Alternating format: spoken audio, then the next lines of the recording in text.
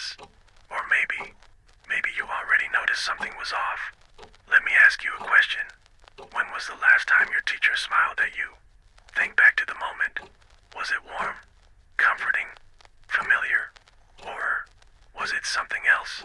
Some smiles are empty. They stretch too far, linger too long, and once you see one like that, you never really forget it. This section of the training is for your safety. What we're about to explore might feel uncomfortable. It might make your skin crawl. That's okay.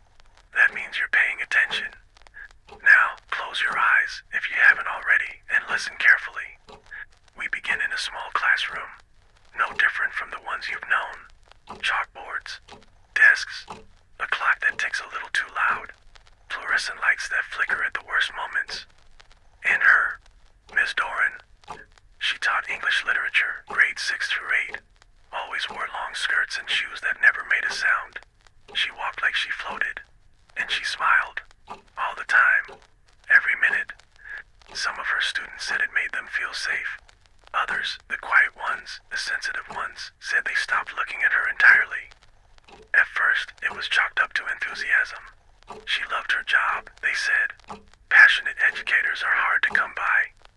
But here's the thing. No one ever saw her not smile. Not in the halls. Not in the teacher's lounge. Not when she dropped her coffee or when the fire drill startled the class. That smile was permanent. One student, Lily Myers, told the nurse that Miss Doran's lips looked like they were stitched that way. The nurse told her not to be rude, but Lily didn't make that up. She hadn't been sleeping. She swore that after school, while walking home alone, she looked back at the building and saw Miss Doran still standing at the classroom window, smiling, not blinking. No one else was in the school. That was the first report. You're going to hear the term type 1 smile in this tape. Let me explain. A type 1 smile is defined by 3 key traits. 1. Duration. It lasts longer than a human expression should, beyond the point of comfort. Past the point of communication, it becomes decoration. 2. Consistency. It does not shift or fade, even when exposed to stressors or interruptions. It remains untouched. 3. Misalignment. The eyes do not reflect the smile. You will not see joy. You will see nothing. Let's continue. In late October of that year, several students reported strange dreams. Dreams of a mouth too wide, of someone smiling at them from inside the school furnace. One even said the smile followed them into the bathroom mirror. Parents blamed stress, Halloween, television. They didn't know about the faculty file. We obtained a scan of it, redacted, of course, but it confirmed something chilling. Ms. Doran had not signed any payroll checks, not in 4 years. No tax records, no personal phone number on file, just a hiring date, fall semester 1998. The year no one could remember anyone being hired. Now, before you ask, yes, the school had a photograph of her. But no, you don't get to see it. Photographs of type 1 subjects are not safe to distribute. Not anymore. The smile burns through. Not literally, but something about it lingers. Even through prints, it leaves a residue, an echo. One technician reported hearing whispering after processing the image. Alone, in a dark room. He quit the next day. No one knows where he went. Now back to Lily. She wasn't the only student to notice something off. Another boy, Evan, said that when Ms. Doran asked him to stay after class, he felt different. He couldn't describe it. He said the air got thick, like syrup. The shadow stretched. The clock on the wall slowed to a crawl. And the smile, it got wider, but her lips didn't move. Her face didn't stretch. It was like his mind imagined the widening, or was shown it. When asked what happened after that, Evan just stared. For 3 hours. Didn't speak. Didn't blink. Just smiled. He's better now. Sort of. He's homeschooled. We don't know what he saw. But we do know this. Ms. Doran left the school the very next day. Or rather, she wasn't there anymore. Her room was empty. Clean. Chalkboard wiped. No desk. No personal effects. No trace. But one thing remained. A photo taped to the board. The class photo. Same as the others. But her face had been scratched out. Not by pen. Not by a student. Something sharp. Surgical. Like it didn't want her remembered. And yet, the smile still showed through. People asked questions. A substitute was sent. The school year continued. And just like that, no one mentioned her again. But she's still on file. District name, unknown. Hiring manager, unknown. Background check, pending. Pending. For over 20 years. Let's pause here and take a breath. If you're hearing this and your teacher smiles, too much, too often, too long, pay attention. Do their eyes match the expression? Do they ever look through you? Have they ever stood outside your classroom window? After hours? Listen closely. It may not be them anymore. Or it never was. Now, I want you to think about your current teacher. Go on. Picture their face. Are they smiling now? Are they watching? If so, don't move. We'll continue this report in the next segment. For now, breathe. You're safe. I think.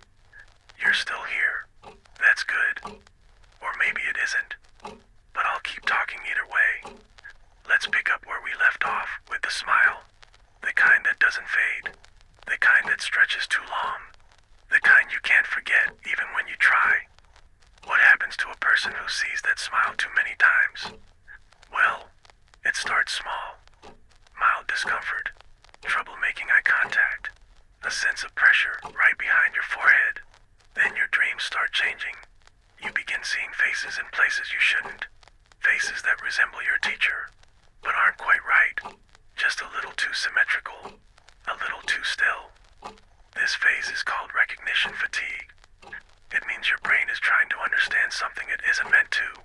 And your brain doesn't like that. We have several case files of students affected by this. We're going to walk through them together. But slowly. Calmly. Let's start with case file 121B, Jacob Rains. Age 11. 7th grade. Honor student. Jacob began reporting strange behavior from his English teacher, not Miss Doran. Someone else. A man named Mr. Latch. Mr. Latch smiled often. Too often. But unlike Miss Doran, he didn't speak much. When he did, it was always delayed. Like a beat too late. As if he had to listen to something first before responding. Jacob said Mr. Latch always greeted him the same way. With that smile. Then a long pause. Then, did you dream last night? Jacob thought it was a joke. Until the 3rd week. When Mr. Latch started guessing the dreams correctly. Word for word. The dreams weren't normal, either. They always took place in a hallway. Endless. Flickering lights. Rows of lockers that never opened. And at the end of a hallway, someone was standing there. Smiling. Jacob said he never got close enough to see who it was. But he knew it was Mr. Latch. One night, he tried walking toward the figure in the dream. He woke up with a nosebleed. One of those long ones that doesn't stop for a while. His sheets were stained.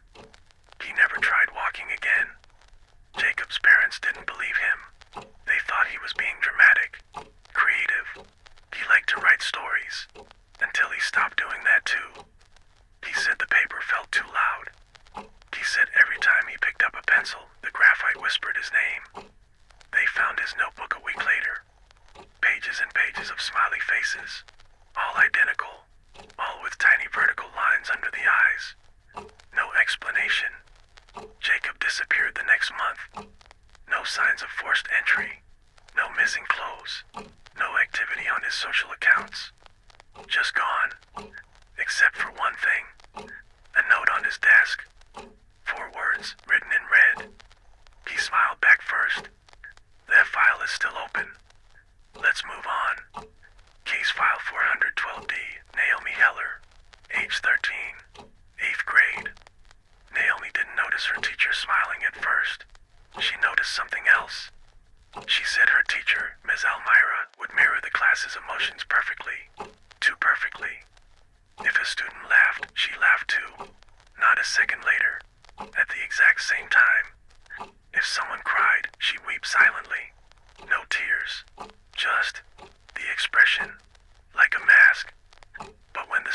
silent, she would just smile.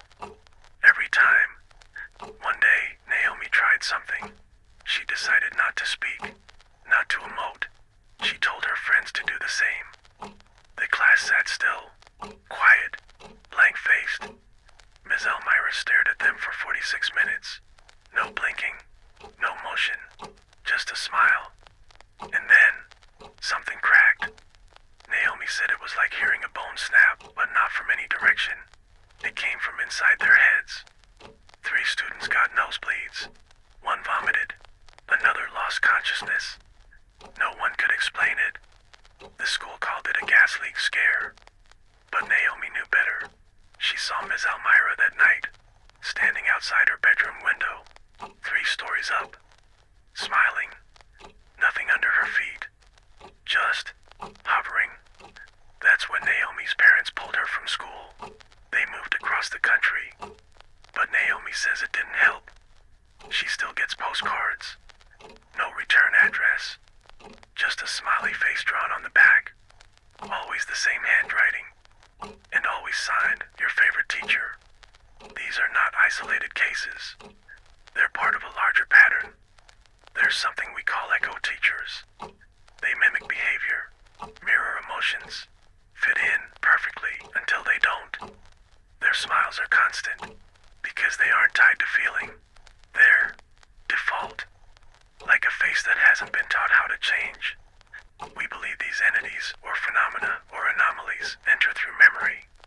They feed on attention, recognition, repetition, and schools are perfect for that. Bell schedules, roll call, daily routines, names spoken over and over. They don't just want to be seen, they want to be remembered, fixed in the brain. And the smile, that's the anchor. Once you've seen it enough, it plants something. We don't know what, but it grows. Let me ask you something. Do you remember your 3rd grade teacher? Do you remember their voice, their handwriting? Do you remember what their smile looked like? Are you sure? Because sometimes we remember things that never really happened. Or worse, we remember the wrong thing. Something that slipped in, pretending. That's why we created this tape, to help you remember correctly. Not all teachers are like this. Most are human, kind, flawed. But if yours ever smiles when nothing is funny, if they hold that expression when the room is silent, if you find yourself dreaming of hallways with no end, pay attention. You might not be dreaming alone. We've documented over 70 instances of smile-based anomalies across 6 states. All in schools, all with similar patterns. Some vanish after a semester. Some appear in school photos for classes they never taught. Some don't leave at all. They just change names, change clothes, and keep smiling. We even found one in a substitute roster. Hired 5 times, different cities, same face. The smile always matches. And here's the worst part. Some students start smiling too. Not from joy, not from jokes, but from something else, something internal. They say it hurts to frown, that their faces don't move the same way anymore. Their parents say it's a phase. They're wrong. Smiles should be fluid, temporary, honest. These aren't. They're fixed, like a badge, or a wound. If you feel your own smile lingering too long, if your cheeks ache in silence, if you wake up mid-laugh, tell someone, but don't tell your teacher. Not yet. Not if they're still smiling. Not if they're listening. Not if they've already learned your name. The next part of this training will include behavioral defenses, things you can do to protect yourself, simple rituals, easy patterns, safety and repetition. But for now, just breathe. The smile cannot enter your home if you don't invite it in. The smile cannot find you if you do not repeat its name. The smile cannot grow unless you feed it with memory. Forget the face. Remember the warning. And when in doubt, don't smile back. Still with me? Good. Because this is the part most people don't make it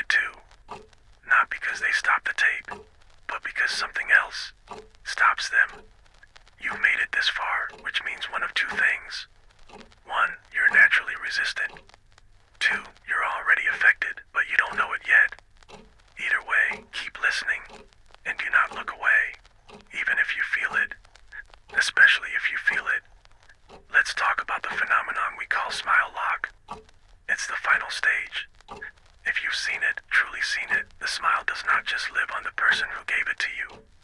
It begins to live in your mind, nesting behind your memories, waiting in your thoughts like a film you've forgotten you watched. Smile lock is not a choice. It's an imprint. It begins when you find yourself thinking about that face, without meaning to. You'll be brushing your teeth and suddenly remember their grin, not because anything triggered it, but because it wants to be remembered. You'll be in the middle of a conversation and catch yourself smiling without feeling anything. Then it gets deeper. You'll dream of it. Not just the smile, but the moment it was first given to you. Replay it. Over and over. Each time a little longer. Each time a little different. Eventually, the smile doesn't belong to them anymore. It belongs to you. We've documented over 24 smile lock victims. Most were students. A few were parents. One was a janitor. All of them had one thing in common. They spent time in classrooms that no longer exist. Places that were repainted, renamed, restructured. But the smile survived. It always does. There's a girl, her name's been redacted for her safety, who reported something unique. She said she began hearing things inside the smile. Not out loud, not like a voice, but behind it, buried inside the memory, like static with a rhythm. She said if she held the smile long enough, the rhythm became words. And the words said one thing. It's your turn now. She doesn't speak anymore. Not out of fear, out of choice. She said words are doors, and she won't risk opening any more of them. We respect that. Let's go back to you for a moment. Ask yourself, when you remember your teacher smiling, is it a memory, or is it a message? Did the moment feel real, or rehearsed? Did anyone else see it, or did they pretend not to? It's okay not to know. That's part of how this works. Smile lock feeds on doubt. That's why the first step to resisting it is certainty. So I'll give you a few rules. Repeat them to yourself, slowly. Ready? Rule 1, a real smile fades. Rule 2, if the mouth is still, but the eyes are smiling, leave. Rule 3, never return the expression if it lasts longer than 10 seconds. Rule 4, never describe the smile out loud to anyone who hasn't seen it. Rule 5, if you wake up smiling, don't open your eyes right away.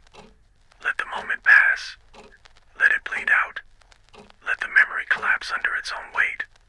You're still here. That means the lock hasn't taken root yet. But the soil is soft. We've tracked one case where smile lock spread across a yearbook. Page by page. Every student in that class began reporting the same dream within 2 months. A substitute teacher. No name. No voice. Just a grin. They called him Mr. Gray, but that was just a placeholder. He never said what he was called. They said he had no pupils in his eyes. Just rings, like tree rings, layered deep into the iris. And always, that smile. No photos exist of Mr. Gray. Only sketches. But every single sketch matches, even though the students weren't allowed to speak to each other when they drew them. That yearbook is now locked away. We don't look at it. Not anymore. There's a story from one of the students. We'll call him Nico. Nico says Mr. Gray appeared in his kitchen 2 nights after the sketching exercise. Just stood there, by the sink, smiling. No movement, no sound, but the faucet was running, and the sink was full of teeth. Not blood, not bones, just teeth. None of them were missing from Nico's mouth. We checked, but every single one matched the student's dental record. 72 teeth, from different children. And Mr. Gray just smiled. When Nico screamed, Mr. Gray vanished. Not like smoke, just gone. Like he'd been imagined by the room. We call these manifestations smile echoes. They're not physical, but they're not exactly dreams either. They're intrusions. Temporary, but influential. You'll know if you've had one when you find yourself laughing, alone, with no memory of why. It's not always a bad feeling. Sometimes warm, almost comforting. But don't trust it. That's how it wins. Let's talk about containment. If you believe you're under smile lock, follow these steps carefully. 1. Stop looking at reflective surfaces. No mirrors.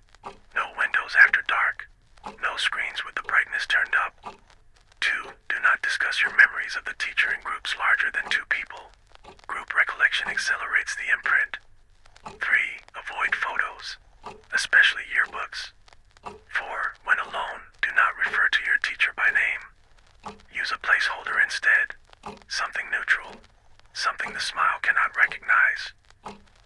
Every night, before bed, whisper this phrase. I saw it. I forgot it. It does not know me. Repeat it 3 times. Then go to sleep without smiling. Even if you want to. Even if something tries to make you. Even if you hear laughter in the room. That part will pass. Eventually. We found that analog mediums, VHS, cassette, vinyl, are harder for the smile to infect. Digital systems tend to glitch when exposed. That's why this tape was made. That's why you're hearing me now. If the sound distorts or cuts out, don't worry. It's not you. It's the smile trying to find a way in. Ignore it. You're protected here. For now, there's one last case I want to tell you about before we close this chapter. It's not official. No paperwork. No file. Just a voice message recovered from a school voicemail system. It came in after midnight. No caller ID. No background noise. Just this. Hello. I think my teacher is still in the hallway. She's not moving. She smiled at me when the bell rang. I didn't smile back. I don't think she likes that. She's closer now. I can hear her teeth tapping. I don't want to go to sleep. If I do, I think I'll wake up in her place. Please tell my mom I'm sorry. Then the message ends. No name. No follow-up. Just silence. We don't know what happened to the student. Or the teacher. But we know the smile remains. It always does. That concludes chapter 1. You've done well to get here. But this is just the beginning. The next chapter will explore a deeper anomaly, not visual, but behavioral. A pattern in attendance records. And the names that keep getting called, long after the students are gone. Take a break. Drink water. Turn on the lights for a bit. But when you're ready, come back. And remember, if they're still smiling after the joke ends, you should already be gone. You're back. That's a good sign. Maybe. Or maybe the tape is just working. It is that effect. Once you start listening, it's hard to stop. Something about the pacing, the rhythm of the voice, the quiet space between words. It settles into your thoughts. It wants to be there. And now it is. Welcome to chapter 2. This is where the pattern deepens. Where we stop looking at the face and start listening to the voice. Because not all danger wears a smile. Sometimes it sounds like your name. Spoken softly. Repeated twice. Then a pause. Like a roll call. Like a ritual. Let me ask you something. Has your name ever been said? Wrong. Not mispronounced. But wrong. Out of place. Out of time. In a room where it shouldn't be heard. Maybe in a class where you were never enrolled. Maybe over an intercom you've never heard before. That's not an accident. That's an invitation. This chapter is about the attendance ritual. Not every teacher performs it. Not every classroom is infected. But when it starts, you'll feel it. The hairs on your neck will rise before the name is spoken. The lights will feel a little dimmer. The air will seem too still. And then the list begins. First names only. No last names. No context. The teacher sits. They speak. And they do not look up. Their voice sounds ordinary. Tired. Routine. But listen closely. They're not just checking who's here. They're searching for someone. Someone who isn't supposed to answer. Not anymore. We found a recording. An old one. Reel-to-reel tape worn at the edges. A teacher going the students on the list were currently enrolled. Some hadn't been enrolled in decades. Some never existed at all.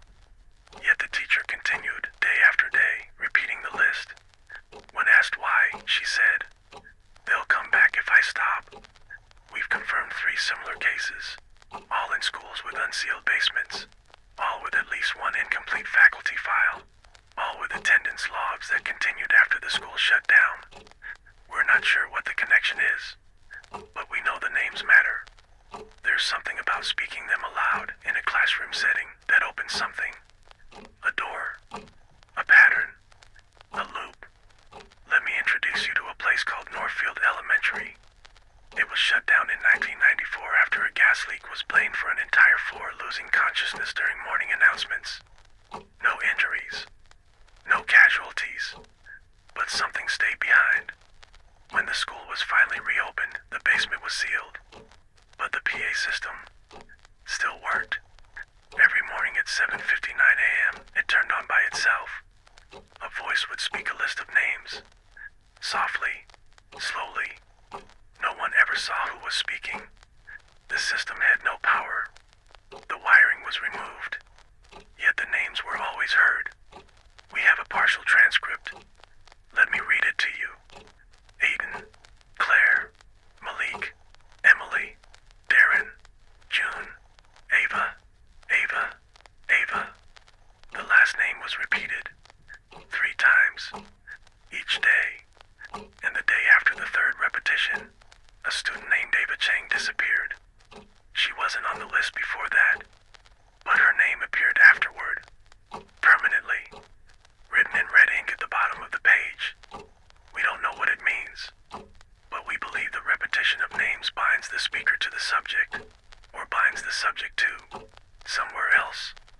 It's not a memory. It's a tether, a way to reach, or pull. Let me tell you about Mr. Bear. He was a substitute teacher, one of those quiet ones. Glasses, corduroy jackets, carried a thermos that nobody ever saw him drink from. He taught for a single week at a junior high in Oregon. Each day, his attendance ritual lasted exactly 11 minutes.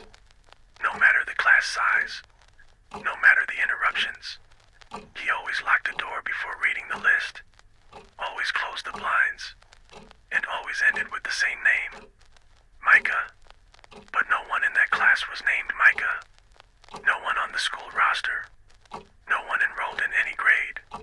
Still, Mr. Bear would call out that name, then pause, then smile. Just once, only at the end. On the 5th day, a new student was added to the class. No transfer paperwork, no parent contact, just appeared. Said his name was Micah. No one questioned it. Not at first. Until Micah asked to use the bathroom during 2nd period and never returned. Security footage showed him walk down the hall, turn the corner, then nothing. Gone. The school searched everywhere, except the basement, because it had been sealed since 1978. When asked later, Mr. Bear said Micah finally answered. Then he packed his bag and walked out of the building. His employment file was empty. No background check. No references. Just a name. Typed once. No signature. We believe Mr. Bear was a vector, someone who delivered the ritual into the space. Not infected by it, just used by it. That's the difference. Some teachers are carriers. Some are conductors. Some are something else entirely. Let's talk about containment. If you hear your name spoken during an attendance ritual and you were not supposed to be there, do not answer, even if the voice sounds familiar, even if it sounds like your own, especially if it sounds like your own. Do not speak. Silence severs the thread. Attention feeds it, and repetition binds it. This is why names are dangerous, especially in schools. They are spoken too often, written too frequently, posted on lockers, typed in databases. Once your name is in the system, it can be pulled, it can be copied, it can be spoken in places you never visit. if someone smiles while they say it, run. I'm going to give you a protective phrase. Say it quietly after your name is called in any setting that feels wrong. Say it under your breath. Once. And only once. Ready? That is not mine. This denies the name from being claimed. It sounds simple, but it works. Names are like locks. And this phrase is a key that breaks the teeth of the lock. We've tested it. In controlled environments. With controlled teachers. Some responded with silence. Some responded with static. One responded with laughter. But none repeated the name again. That's important. You must never let your name be said more than once by the same voice in the same space without your consent. That's the rule. Break it and the name doesn't belong to you anymore. It belongs to the room. And the room never forgets. There's more. But you look tired. That's natural. The ritual wears on people, even when spoken about calmly. Even when whispered. Even when hidden behind old tape. You're doing well. You're still yourself. That matters. But keep an ear out. Listen when the intercom crackles. Listen when the teacher miscounts the students. Listen when a name is said, and no one answers. The name's still heard, still repeated. That's your sign. That's your warning. We'll continue in part 2. Take a moment before we begin again. And remember, the moment they say your name with a smile, it's already too late to raise your hand. The voice is still steady. The likes are still low. And the tape keeps turning. You're doing well. Staying calm. That's the most important thing. Because calm keeps the pattern from recognizing you. Calm makes you invisible.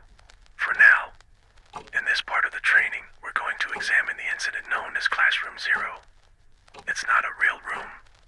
It's not on any official floor plan. And yet, somehow, students keep ending up there.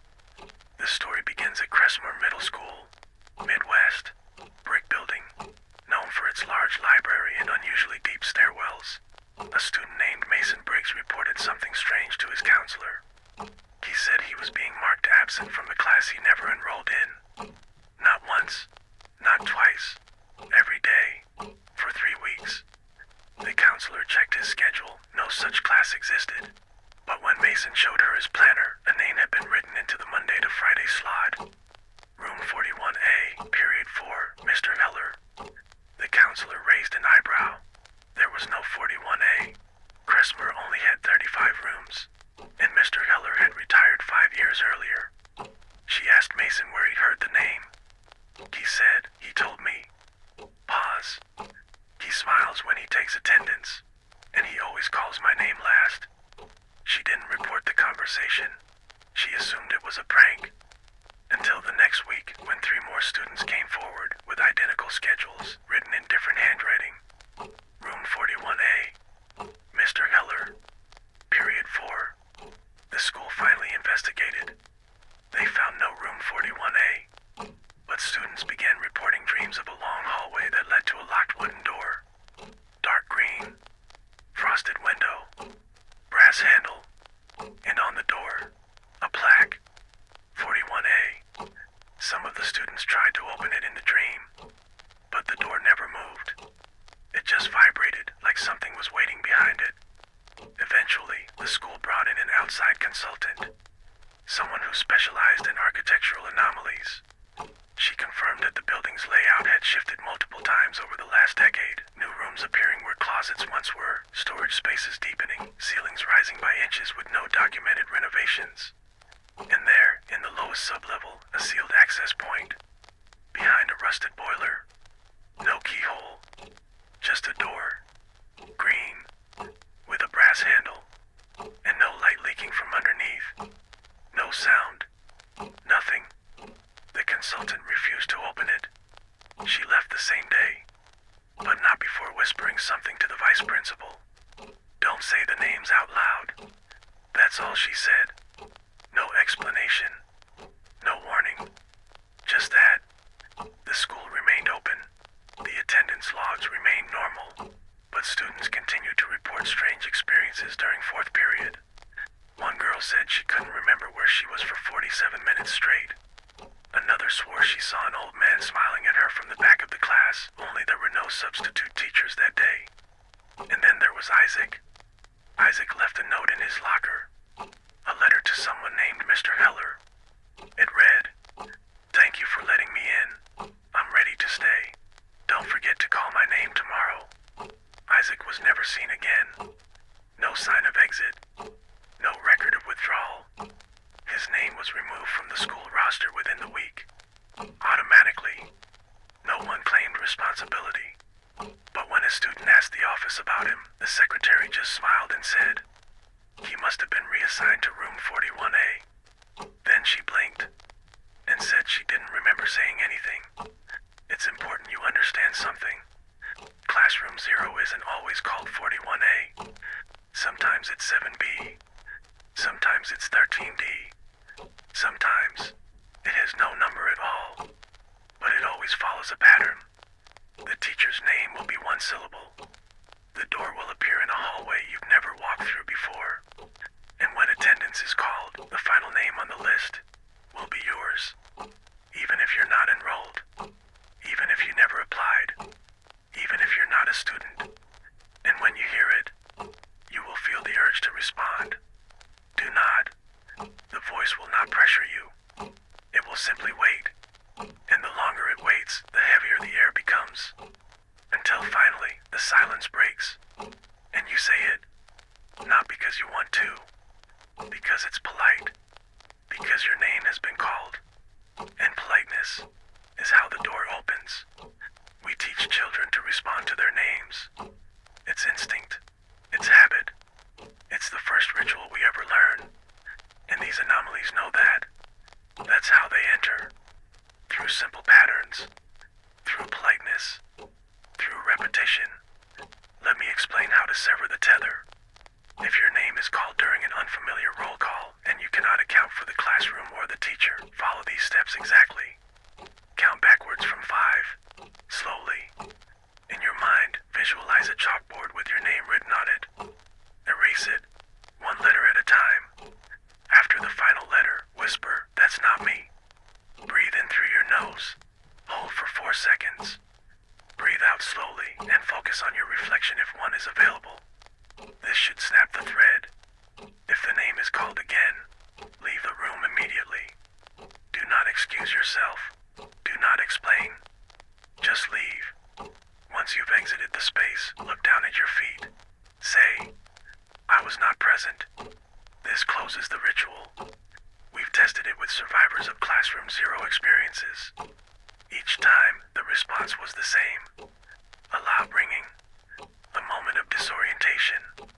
And then, silence. True silence. Not absence of sound, but the absence of attention. The smile, the ritual, the name all pull focus. Once you break that focus, they can't see you. Not clearly. Not enough to call you again. At least, not right away. Now, there's something else we found. The yearbook. From a school that burned down in 1983. Inside, a photo of a class that shouldn't have existed. No records. No grades. No teacher listed.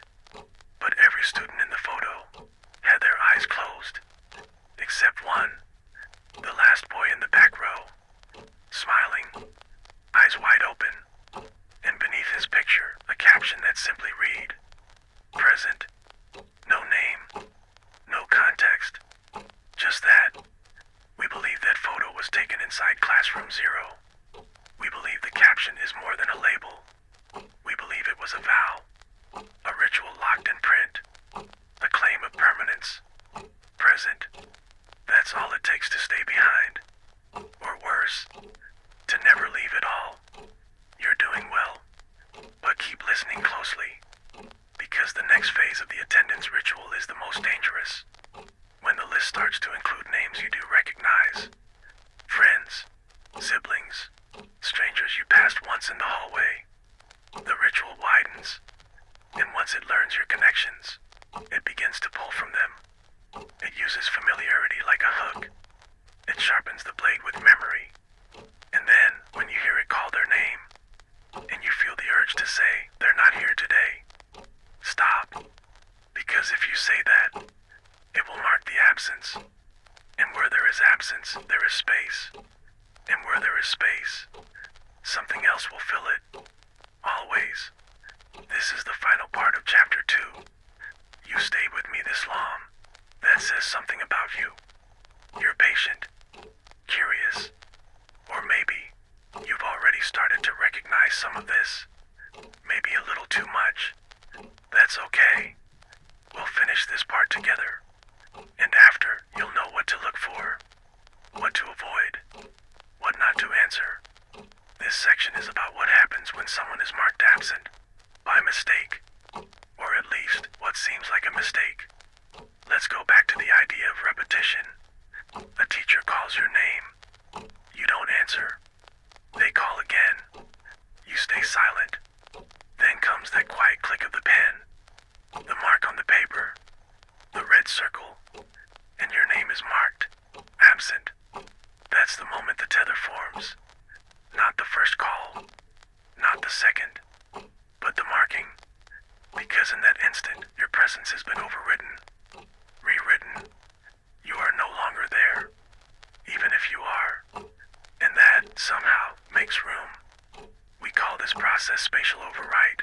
And once it begins, things shift. Little things, at first. Your name vanishes from group projects. Your locker number no longer works. The vending machine doesn't take your dollar. Your friends forget to say goodbye after school. Not out of rudeness. They simply don't see you. Not fully. Like your presence is. Fading. Being filled in with static. With echo. The record has been changed.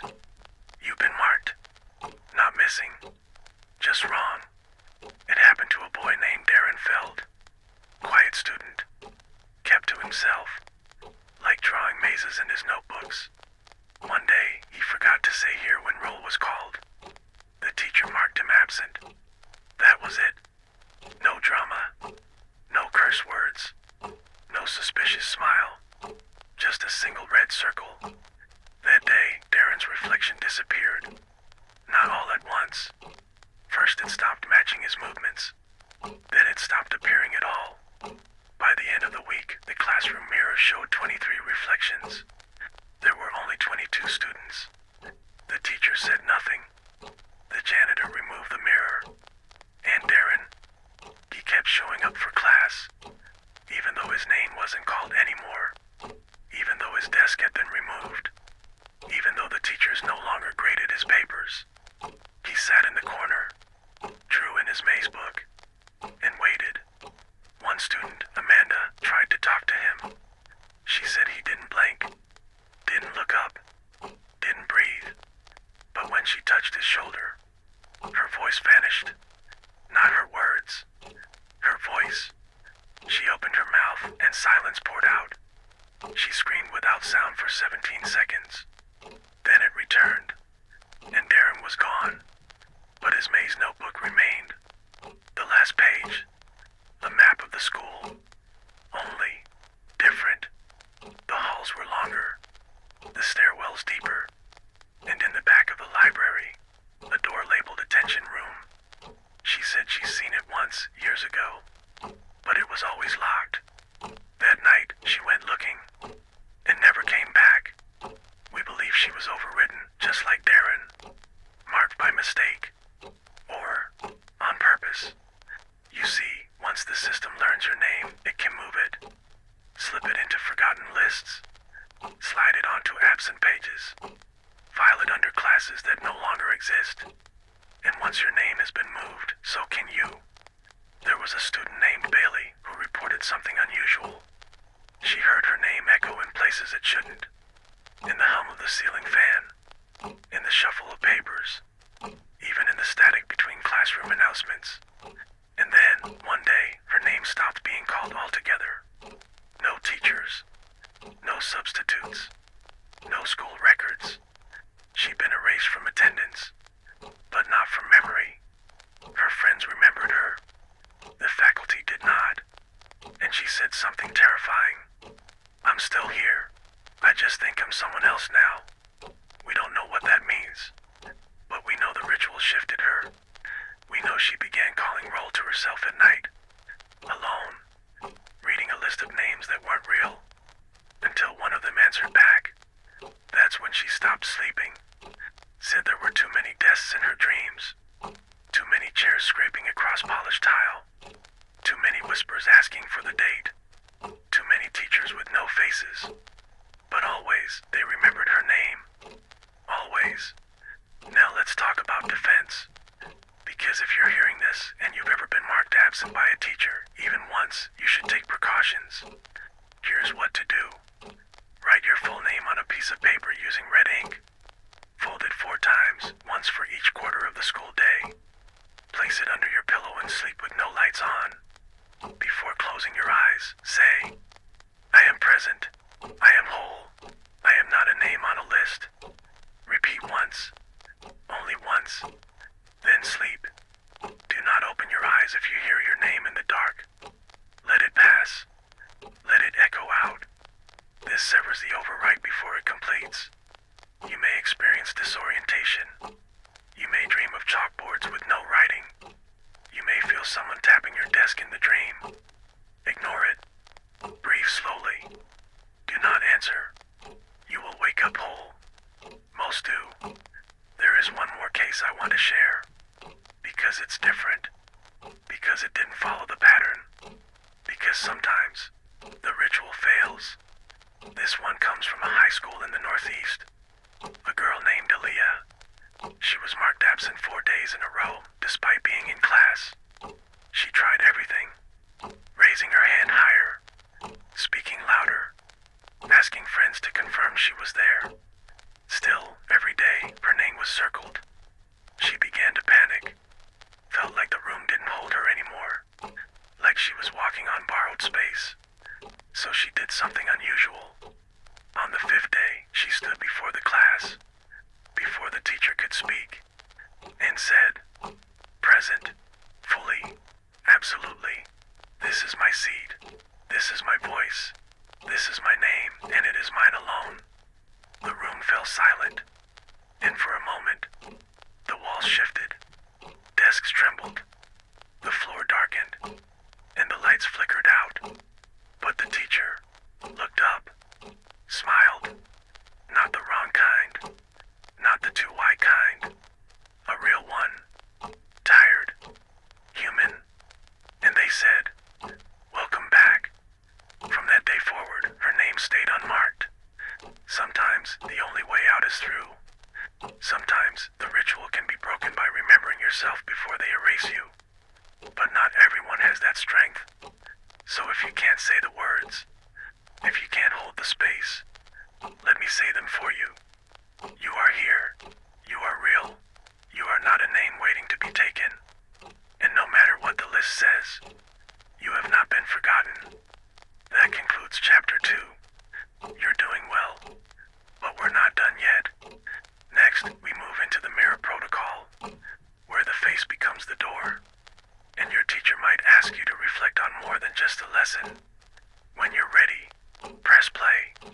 And if you hear someone say your name before you do, don't turn around. Welcome back. You're doing better than most. You're listening, really listening, and that means you're still in control. That means the door hasn't opened yet. This next part of the tape covers a procedure you must never allow to begin. Ever. If your teacher instructs the class to use mirrors for any kind of lesson, art, writing, history, anything at all, you need to leave the room. Immediately. Do not stay seated. Do not follow the prompt. Do not look at your reflection. Because that is not a lesson. It's a test. We call it the mirror test. And you are the subject. Let me ask you something. Have you ever stared into a mirror long enough that your face didn't look like yours anymore? Your features start to bend, stretch, unstick from themselves. You blink and it blinks back, but not at the same time. That's your mind trying to warn you. Because mirrors aren't just glass and silver. They're memory, storage, access.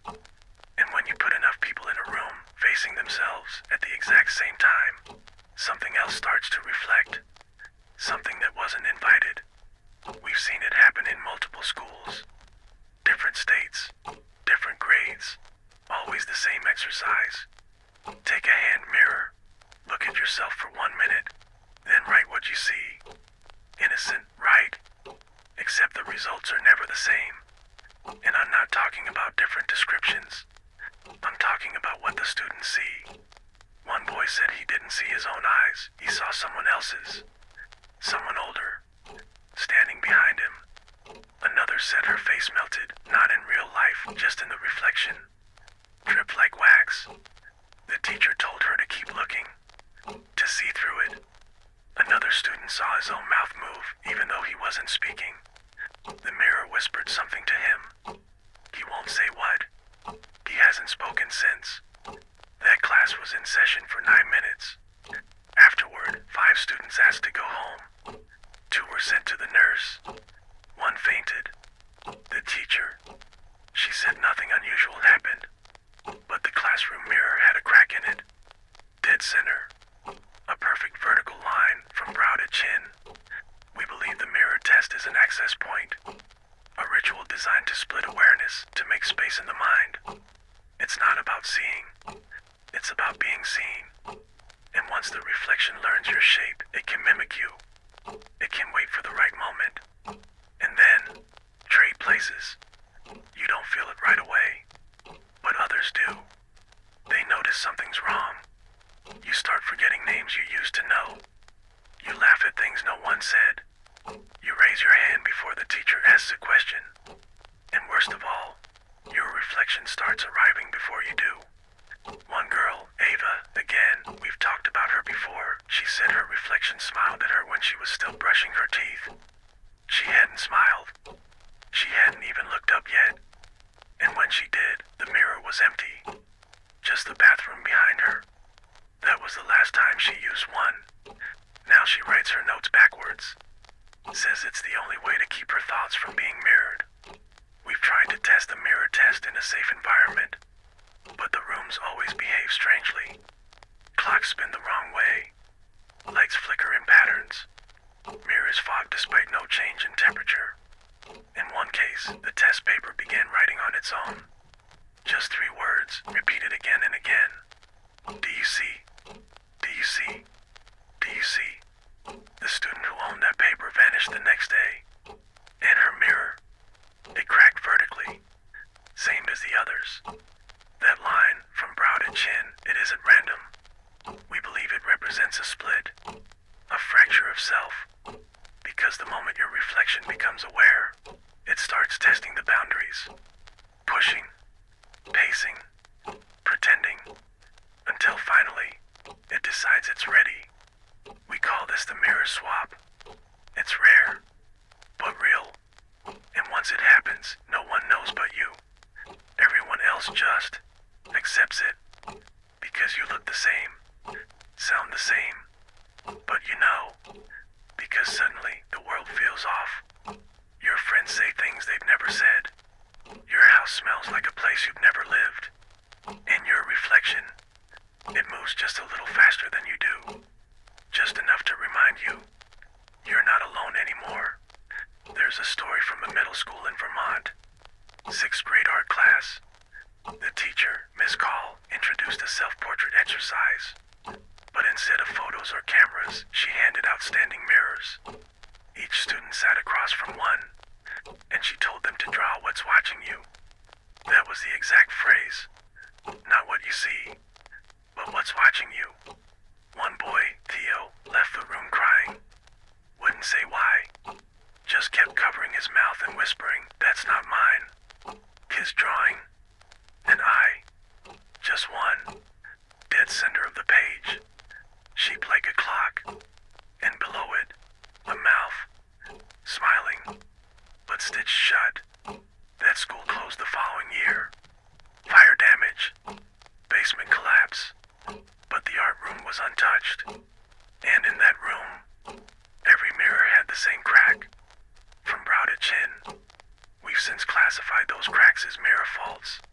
And once a fault appears, the reflection is compromised. Permanently. And was. Because it's no longer just you on the other side. There's one more case you need to hear. Because it didn't happen in a school. It happened at home. To someone listening to this very tape. They were replaying chapter 1 about the smile. They paused it to get water. And as they passed the hallway mirror, they saw themselves. Headphones on. But the tape hadn't resumed. Their reflection was smiling. But they weren't. When they came back, the tape was already playing. 10 seconds ahead. Their voice on the tape. Slightly different. Softer. A little slower. Like someone else was whispering along. We lost contact with that listener a week later. But the tape was found still running. Looped on a single line. The eyes are open. The mouth is waiting. The mirror is ready. Now you understand the danger. Now you know what to avoid. Let's go over safety protocols. If your teacher asks you to use a mirror, break line of sight immediately. Do not look at the mirror again. Close your eyes and recite. The glass is false. The voice is mine. I do not reflect what does not belong. Walk out of the room without speaking to anyone. Avoid looking into reflective surfaces for the next 24 hours. This will dissolve the tether. It will keep you whole. Do not test it. Do not be brave. Curiosity is not your ally here. Reflection is not your friend. And the teacher who hands you the mirror, they're not asking you to look. They're asking you to open. Don't give them the key. Don't give them the shape. Don't give them the smile. Just walk away. Quietly. Slowly. And if your reflection lingers, don't ask it questions. Because if it answers back, you've already traded places. You're still listening. That means the mirror didn't take you. Or if it did, it hasn't noticed yet. Good. Stay quiet. Stay still. Keep your hands relaxed and your breathing slow. This part of the tape explores what happens to students who participate in the mirror test but don't leave in time. The ones who stay too long. The ones who listen when they should have looked away. We call them echo subjects. Because they return, but not all the way. And something about them always feels delayed. Off. Like they're answering questions no one asked. Let's go back to the beginning. A 6th grade classroom in Pennsylvania. Small school. Only 4 teachers on staff. One of them, Ms. Rill, taught a unit called Reflections in You. She dimmed the lights, pass around handheld mirrors, tell the students, today we're going to learn who you really are. It was always said the same way. Every student had a mirror. Every student had a sheet of paper. The instructions were written on the board. Look, listen, learn. One student, Henry, reported hearing faint music when he looked into the mirror. Not from outside. From inside the reflection. He said it sounded like a lullaby played underwater. Another student saw something far worse. She claimed her reflection blinked twice when she hadn't blinked at all. She told the teacher. Ms. Rill said, "That means it likes you." That was the last thing she remembered before passing out. When she came to, the class was over. Her mirror was gone. So was Ms. Rill. The substitute said she'd been transferred to a different campus. But no transfer records existed. Her house was empty. No mail. No photos. Just a closet full of mirrors, each one cracked exactly down the center. Same pattern. Brow to chin. Every single one. The mirror fault. Now here's what makes echo subjects different. They don't always know they've changed. At least, not at first. They wake up like everyone else. Eat breakfast. Walk to school. Talk to friends. But the details begin to slip. They forget colors. Can't recall the order of months. Flinch at their own name. One boy, Marcus, kept calling his teacher mother even though his actual mother had been gone for 3 years. He didn't cry when corrected. He just stared into the window by his desk, smiling. Teachers noticed that he wouldn't sit in the same seat twice. That he avoided mirrors, but always knew when someone else was using one. And when asked to describe what he saw in his reflection, he said this: "It isn't mine. It just lets me borrow it." That was the day he stopped attending class altogether. But the chair he sat in always pulled itself out, always cold to the touch. And when the janitor wiped down his desk, his rag came back red. No cuts, no injuries, just something left behind. An echo, a trace. That's the danger. Reflection isn't just a copy, it's a portal. And sometimes, if you're quiet enough, still enough, it becomes a proposal. You don't hear it in words.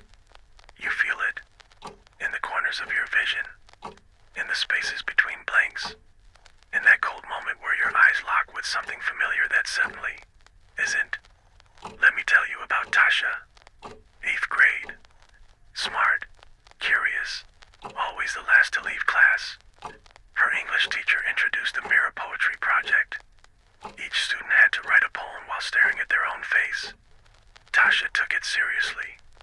She stayed late, stared too long. She said the first line of her poem was given to her, not imagined. It whispered into her thoughts like steam curling off glass. She didn't remember writing it, but there it was on the page. "I see you from behind your eyes." She said it sounded beautiful when she read it aloud. But afterward, she couldn't see herself the same way. Her eyes stung in mirrors. Reflections of her in windows blurred. Even camera photos came out wrong. Her smile looked jagged. The light never touched her face correctly. Her friends said she started showing up before them. Not physically, but in dreams, in flashes behind closed eyelids, in mirrors they hadn't looked into yet. And she always said the same thing: "Write the rest." One of them did. They finished her poem. And the next day, Tasha was gone. Her locker emptied itself. Her name disappeared from the roster. But the poem was left taped to the mirror in the girls' bathroom, written in reverse, unreadable, unless you were already inside the reflection. That's the risk. Mirror writing, mirror thinking, mirror behavior. It bleeds back into reality, like water through a crack. And once it starts, the only thing that can stop it is refusal. Total rejection. You must look away, even if you're told not to. Even if it feels like the test is required. It's not. It never was. You can't fail the mirror test. You can only be taken by it. Now, some students return. Echoes, yes, but with enough humanity left to warn others. We call them signal carriers. They tend to speak in loops, repeat phrases, use mirror logic, say things like, "I was you before you noticed." Reflection isn't backwards, it's behind. You didn't blink, I did. When you leave, I arrive. They'll often try to hand you something. A folded note, a mirror shard, a drawing of a face with no mouth. Do not take it, even if it looks harmless. Especially if it looks harmless. Taking it completes the exchange, and you become the next signal. One student took a drawing from a signal carrier and said she heard music in her dreams every night after. Until one night, the music stopped, and she woke up with a cracked hand mirror in her backpack. She doesn't go to school anymore. Says she teaches now, but she never says what or where. We've tried tracing signal carriers, but they don't show up in photos. They don't stay in the same place.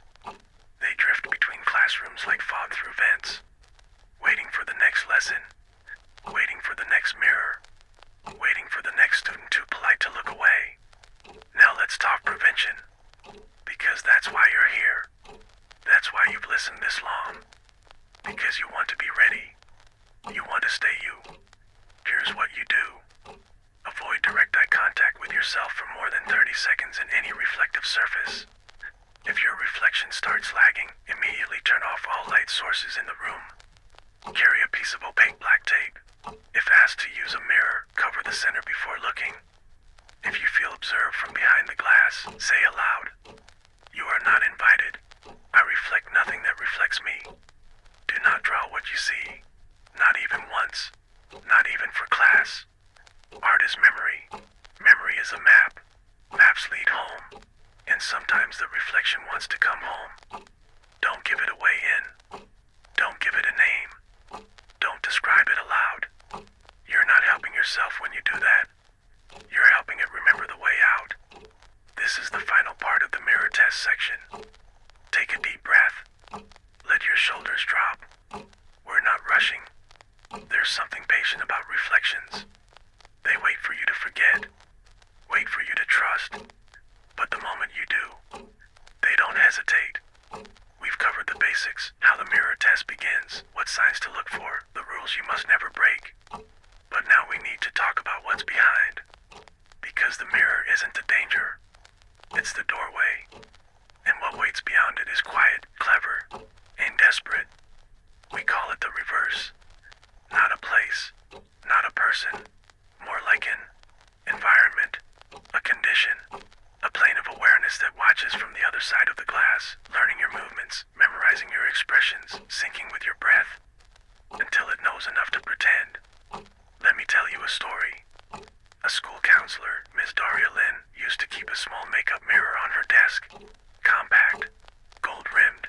She used it to check her hair between sessions. Never thought much of it. But one morning, a student walked into her office, sat down, and refused to speak. Just stared into that mirror. When Miss Lynn asked what was wrong, the student whispered, "It remembers you," then walked out. That mirror went missing later that day. Not stolen, not misplaced, just gone. But Miss Lynn began dreaming of it. Every night, she'd find herself seated at her desk, staring at the compact, only this time, her reflection wasn't hers. The woman in the glass looked similar, but not exact. Her hair was a little too flat. Her lips moved too slowly, and her eyes didn't blink unless Miss Lynn did. In the third dream, the reflection smiled on its own, and Miss Lynn woke up, with her own face still smiling. She bit through the inside of her cheek trying to stop it. Now here's the disturbing part. Over the next month, 3 different students submitted essays titled Miss Lynn's Smile. They weren't assigned. No prompt had been given. But all 3 described her in the exact same way. She stands behind the mirror even when she's sitting at her desk. Her eyes sound like footsteps when they move.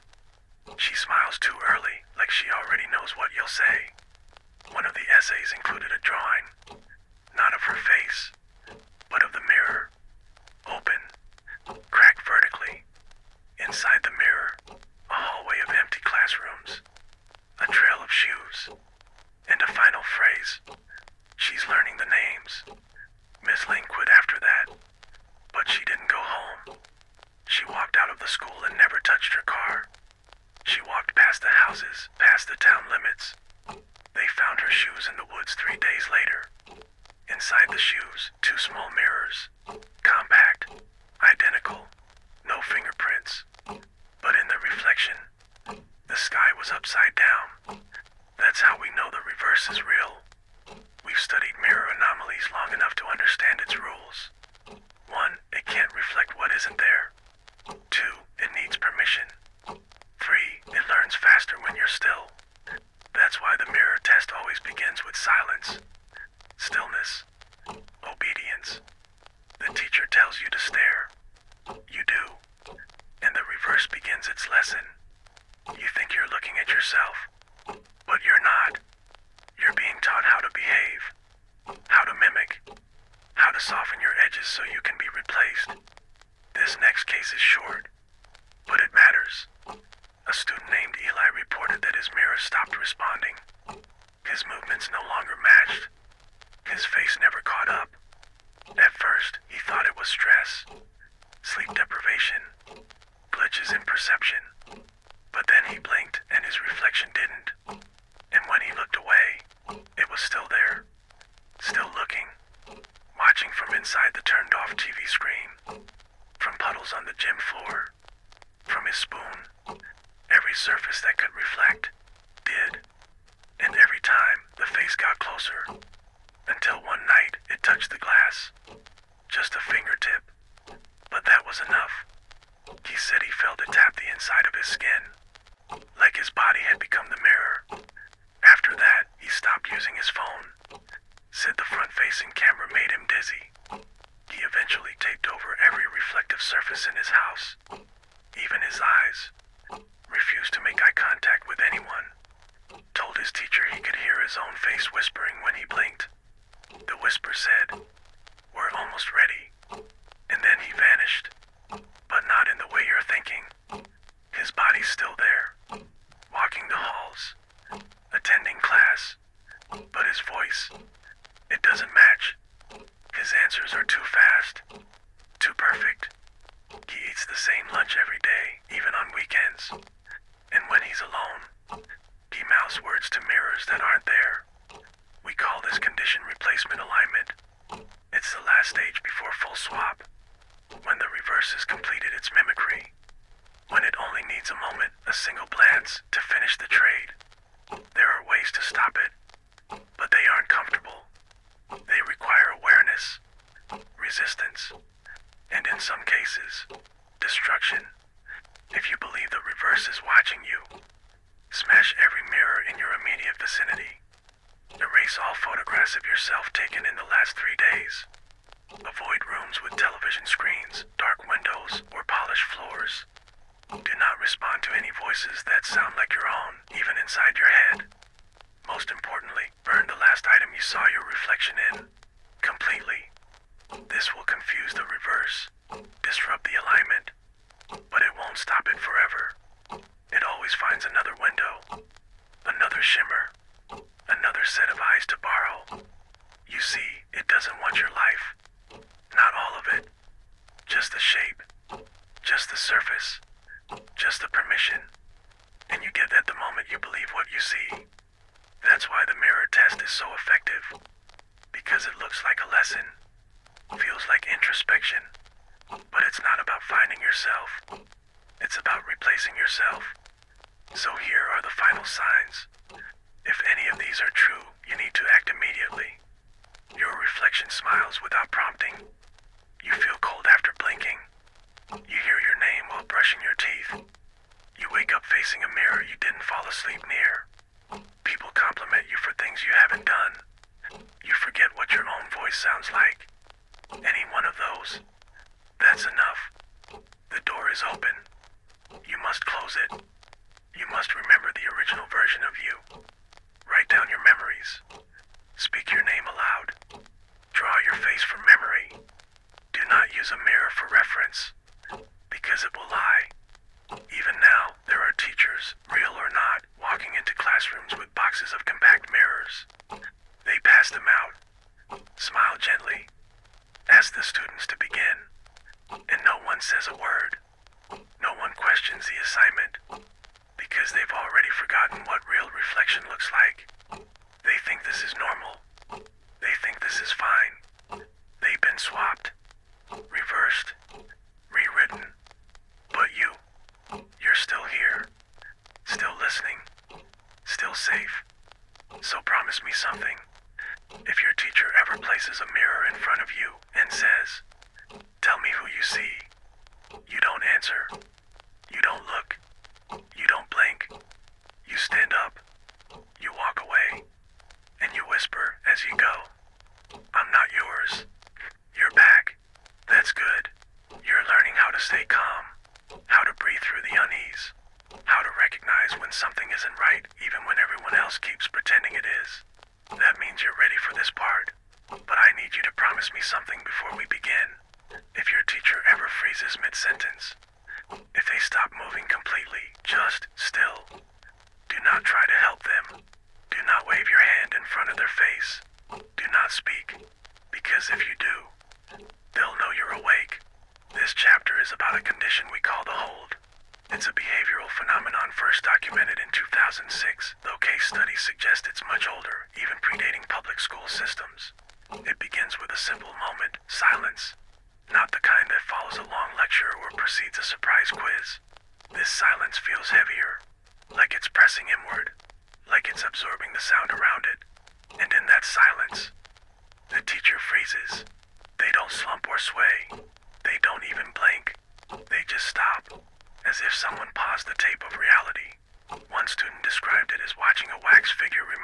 was alive and then change its mind. They said the stillness didn't feel empty. It felt aware, like it was thinking, listening, processing, and if anyone made a sound, the teacher's head would turn. Not slowly, not gradually. It would snap toward the noise, but the eyes wouldn't follow. The body remained stiff, unblinking, unbreathing. Just the head angled toward the source, like a compass needle twitching toward iron. That's how the hold begins. Stillness, then stimulus, then targeting. We believe this is a sensory test, a form of silent roll call. A way for the entity to identify which minds in the room are vulnerable, responsive, awake. Because once it finds you, it won't let go. Let me tell you about the Lantern School incident. A 6th grade teacher, Mr. Rell, was mid-lesson on the solar system. He was known for being animated, loved using props, moved constantly. But that day, at exactly 11:44 a.m., he stopped, mid-word, mouth open, pointer raised, frozen. At first, the students laughed, thought it was a prank, until a girl dropped her pencil, and Mr. Rell turned his head so sharply that his neck cracked audibly. He didn't blink, didn't speak, just turned and stayed like that. Another student got up and tapped his shoulder. Mr. Rell didn't move, but later, that student couldn't remember their own name. Not for an hour, not even after being taken to the nurse. When asked who the teacher was, they simply said, "The one who hears." The rest of the class stayed quiet. Eventually, Mr. Rell resumed teaching, picked up right where he left off, like nothing had happened, except his voice was different. Not completely, just enough, slower, more careful, as if reading from a script written behind his own eyes. The school brought in a behavioral specialist. They reviewed classroom footage, but the tape glitched during the event. Visual static, no sound, just a frozen image. Mr. Rell paused, face blank, eyes forward, but the timestamp, it kept moving. The specialist said that meant the event wasn't a freeze. It was a replacement. Something had taken his place during those 7 minutes. Something that didn't want to be recorded.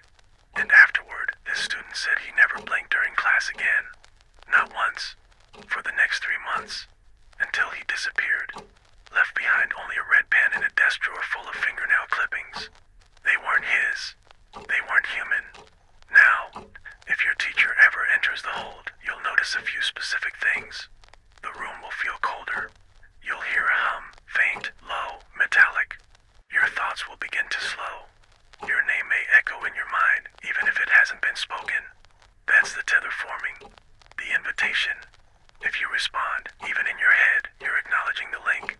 And that's when the hold deepens.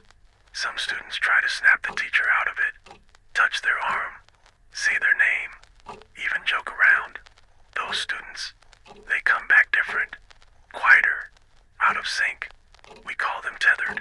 They answer questions before they're asked, write assignments they were never given, and sometimes, in the middle of class, they freeze too, mimicking the stillness, staring straight ahead, smiling, just a little, as if remembering something they were told not to forget, but can't stop thinking about. One student, Jamal, entered the hold mid-discussion. It spread like a signal. One moment, he was arguing about a book, the next, completely silent. Still, unmoving. The teacher, Miss Vera, asked if he was okay. He didn't answer. But later, when she turned her back, he whispered something. Low, fast, unintelligible. Another student recorded it. When the audio was slowed down, it became clear. She's listening through me. That's when Miss Vera entered the hold too. Now both were frozen, neither blinking, just watching. Not the class, the camera. They knew they were being seen, and they didn't care. Eventually, both resumed motion, but that classroom was different after. Windows refused to open. Clocks moved counterclockwise. Chairs screeched softly when no one was near them, and the morning bell always rang 2 seconds early. Every day, we believed that room had been infected. The stillness lingered, imprinted on the space. Now here's the worst part. Sometimes the teacher doesn't resume. Sometimes they just stay, frozen, hours, and no one notices. The students continue on like nothing's wrong. Eat lunch, take notes, laugh at jokes, but the teacher stays locked in place. That's how the hold spreads. Through acceptance, through routine. Because if no one questions it, it becomes normal. And once it's normal, it can move freely, unobserved. So you must notice. You must see the stillness for what it is. A test, an opportunity, a trap, but never a coincidence. Never harmless, never accidental. Because once it begins, the room is no longer yours. It belongs to the silence. And the silence remembers everything. Even you. You're still listening. That means you've resisted the pull of the hush that comes when everything else stops. That's important. Because the next phase of the hold isn't about silence. It's about attention. And what happens when something that was still starts watching? Let me explain. The freeze is just the beginning. A sort of pause button on the body. But underneath the surface, something is still active. Still aware. It's observing the room. Not through eyes, but through patterns. It listens to where noise lives. Tracks movement by memory. Responds to emotional tension. And most of all, it waits for someone to speak. Not everyone in the room is vulnerable. It chooses the loudest thought, the sharpest fear. That's the beginning of what we call the observation phase. Let's go to Roosevelt Middle School. Spring semester. A 7th grade science class. The teacher, Mr. Mins, stopped mid-sentence. The topic was cell division. He froze with one hand raised, 2 fingers extended, like he was about to count off examples. But he never finished the gesture. The class fell silent, and the room shifted. One student said it felt like the air got thicker. Not hotter, not colder, just closer. Another described the room as tilting, though the floor didn't move. Then came the whispering. Not from the teacher, from the walls. Barely audible, just the sound of pages turning behind the drywall, or chalk scraping across a board that wasn't there. A student named Riley finally spoke. She asked if this was a drill. Mr. Mins didn't respond, but he turned. Not all the way, just his head, just enough. Then his eyes rolled upward, as if trying to see through the ceiling. And Riley, she started shaking. Not crying, not yelling, just trembling like her nervous system was unraveling at the edges. The other students stared at her, not helping, not speaking, because they felt it too. That watching sensation, like someone else had entered the room. But no one had. Nothing had. Nothing visible. After that, Riley began changing. She wrote her notes backwards. Wouldn't sit with her back to a wall. Asked to use the bathroom every 11 minutes. When asked why, she simply said, "He's counting my breaths." She transferred schools a month later. In that classroom, it was locked for fire code violations. The walls were peeling, but there were no water leaks. No mold. Just layers of paper taped beneath the paint, covered in diagrams of ears. Dozens of them, all labeled listening. We believe those were part of the whole second stage, the way it roots itself through thought. Observation isn't passive. It records, imprints, indexes emotional responses for future use. Which is why speaking during the freeze is so dangerous. Your words become part of the lesson plan. Stored, filed, played back when you're alone. That's what happened to Jonah, 8th grade. He whispered, "This is creepy," when his teacher froze. Didn't mean anything by it, just reacting. But 3 nights later, his television turned on by itself. Middle of the night, no picture, just a dark screen with text. "This is creepy," typed exactly the way he said it. No audio, no visuals, just his words, repeated, over and over, until he unplugged the TV. It turned on again the next night, this time with audio, and a voice that sounded like his teacher, repeating the words, mocking the tone, asking questions in between. "Do you think you're alone? Would you like me to move now? Should I continue?" Jonah stopped sleeping, stopped going to school, moved to another state. But sometimes he still hears the voice when his house gets quiet. And every time, it says the same thing. "We weren't done." That's how the hold works. It doesn't need your fear. It just needs your focus. focus. It collects attention the way others collect books, catalogs it, and eventually uses it. We track several victims of long-term observation. They share certain symptoms: forgetting the layout of familiar rooms, feeling watched when alone in crowded spaces, sudden auditory hallucinations during moments of silence, an inability to blink during roll call, an aversion to open doors. We don't know what the open doors signify, but every case that included it ended in disappearance. The victims left journals behind. Each included the phrase, "I was counted, but I didn't count back."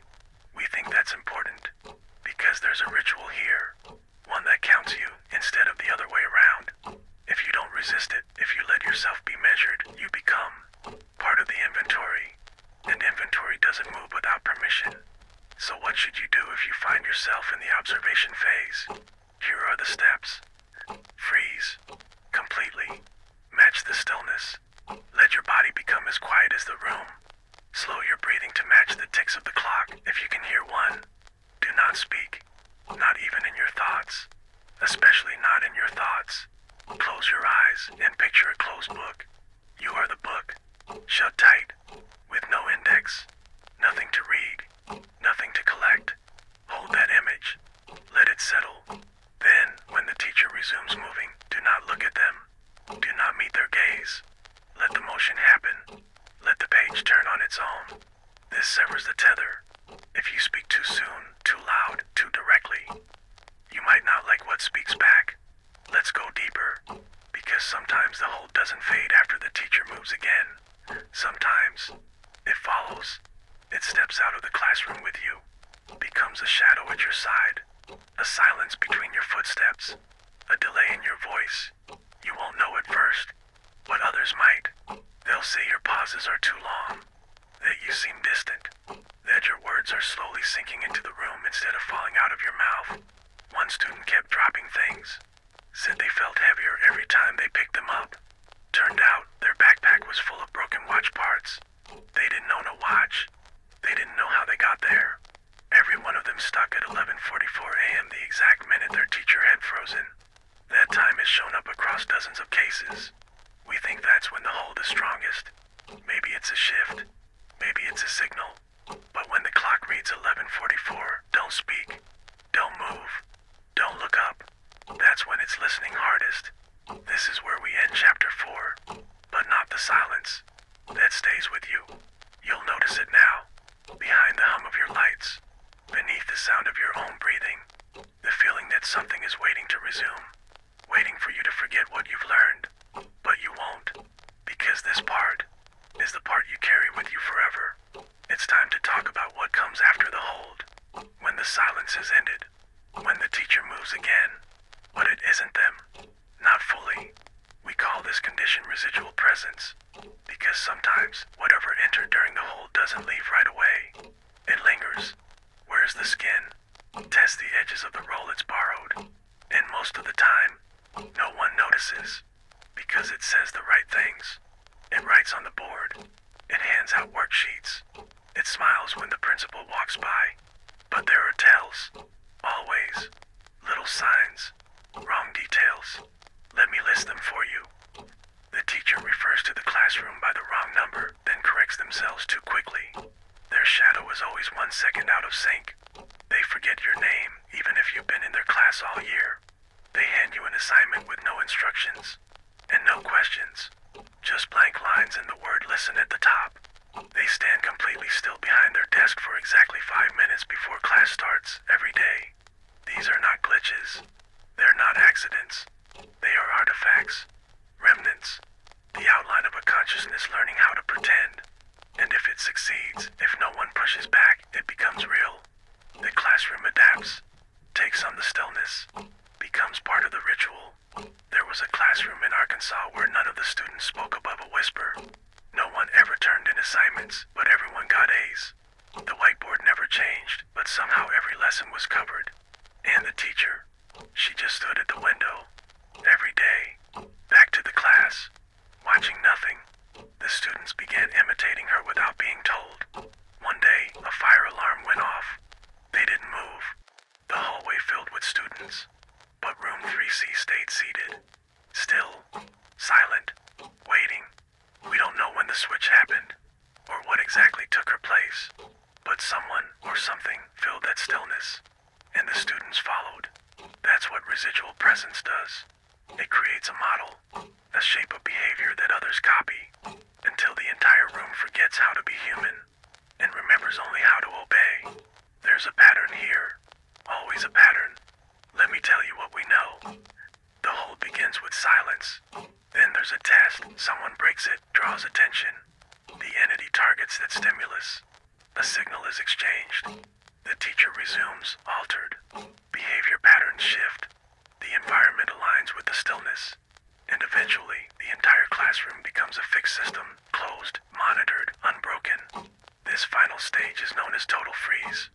No disruptions, no deviations, just repetition, endless, polite obedience, until no one remembers how the lesson began, or when the teacher stopped being real. Let me give you a final case file. A student named Callie kept a journal.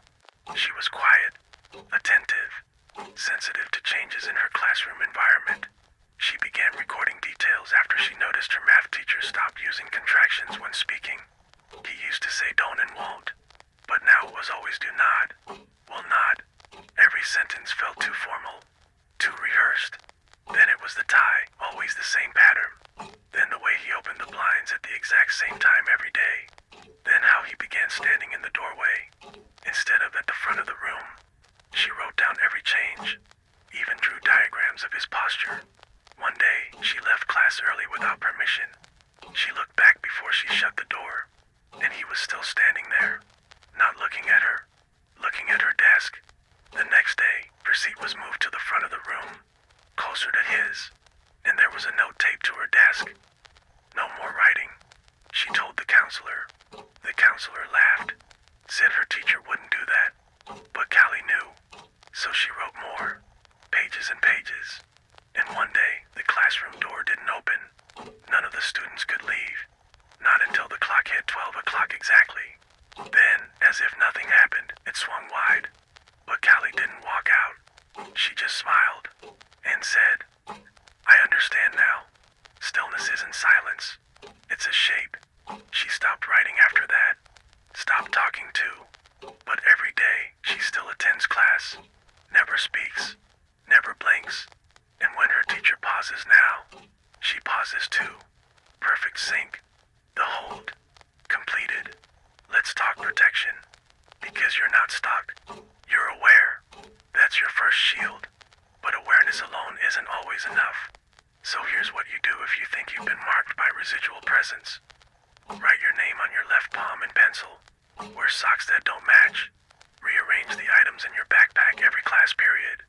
Do not use the same seat twice in a row, even if assigned.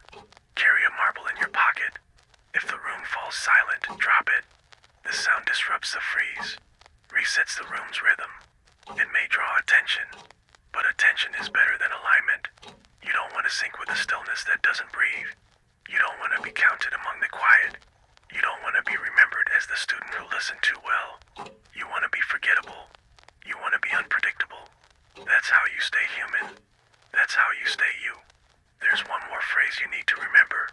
If you ever see your teacher stop moving, and you feel the hush crawl up your spine, say this in your head just once. I am not the silence. I am not the shape. I will not stay. And then, wait. Still. Patient. Quiet. But aware. Because once it realizes it didn't fool you, it will wait for the next student. The one who doesn't know better.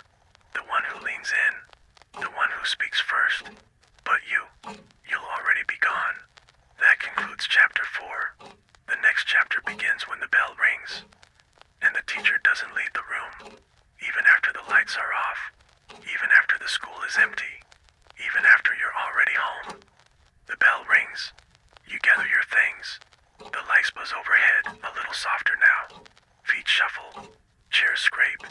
Voices rise, then scatter like dust in a hallway draft. And your teacher, still sitting at the desk, still facing forward, still there. You glance back just once. You expect a nod, a goodbye, But instead, you see a stillness that doesn't belong to the end of a school day. Something that says, I'm not finished. This chapter is about what happens after the bell rings. When the lesson ends, but something stays. We call it lingering presence. It's the phase that follows the hold, the mirror test, and the rituals of recall. And it's the moment when the classroom stops being a place of learning and starts becoming a place of keeping. Because not everything that enters a classroom leaves it. And some things don't want to. Let me start with an ordinary story. A 7th grader, Emma. She stays behind to ask about an upcoming quiz. The bell has rung. Her classmates are gone. The hallway is empty. Her teacher, Mr. Shaw, is sitting very still, looking at nothing. Emma says his hands were folded on the desk like he was praying, but his eyes weren't closed. They were wide, dry, focused on a corner of the ceiling that held no clock, no vent, no decoration. Just empty space. She clears her throat. He doesn't blink. She says his name. He smiles. Not a big smile. Not one of those stretched, too wide ones you've heard about. Just enough to say, yes, you may speak now. But she doesn't remember speaking. She only remembers the smile. And then she remembers walking home with her backpack on the wrong shoulder and her left sock missing. She doesn't know when it vanished. But that night, her room felt different. Like someone had moved something 1 inch to the left. Like someone had been there, looking. She called it the hangback, that weird pause, that delay between the bell and whatever came next. And she started noticing that Mr. Shaw never left before the janitor asked him to. And even then, he always left the lights on. Every time. Eventually, she stopped staying behind. But others didn't. And some of them, they didn't come back to class the next day. Not because they were gone. They were still at school. Still enrolled. Still on the attendance sheet. But they were different. The same seat. The same voice. But something was missing behind the eyes. Like the light got turned down. Just a little. That's how it starts. You stay too long. And the room remembers you. Not like a person remembers. Like a building does. Rooms have shape. And rhythm. And appetite. Especially ones used for repetition. Especially ones left unlocked after hours. Let me tell you about the echo desk. Every school has one. Not always the same color. Not always the same shape. But always in the same spot, back corner, near the window, slightly squeaky when moved. Students avoid it without realizing why. Not because it's scary. Because it feels like it already belongs to someone. Even when it doesn't. Even when no one sits there. Especially when no one sits there. A student named Corey once took that desk after his usual seat broke. First day, he couldn't remember what subject the class was. Second day, he began finishing the teacher's sentences, not from memory, from instinct. Third day, he wrote his name backwards on a quiz without noticing. Fourth day, he asked to stay late to finish a thought. No one knew what that meant. He didn't say goodbye, just stayed. And when the janitor came by that night, the lights were still on. Corey was still at the desk, smiling, slightly, staring at the ceiling. When asked what he was doing, he said, I'm the last part of the day now. He didn't come to school the next morning, but the echo desk still squeaks, even when empty, especially when empty. That's the thing about after the bell.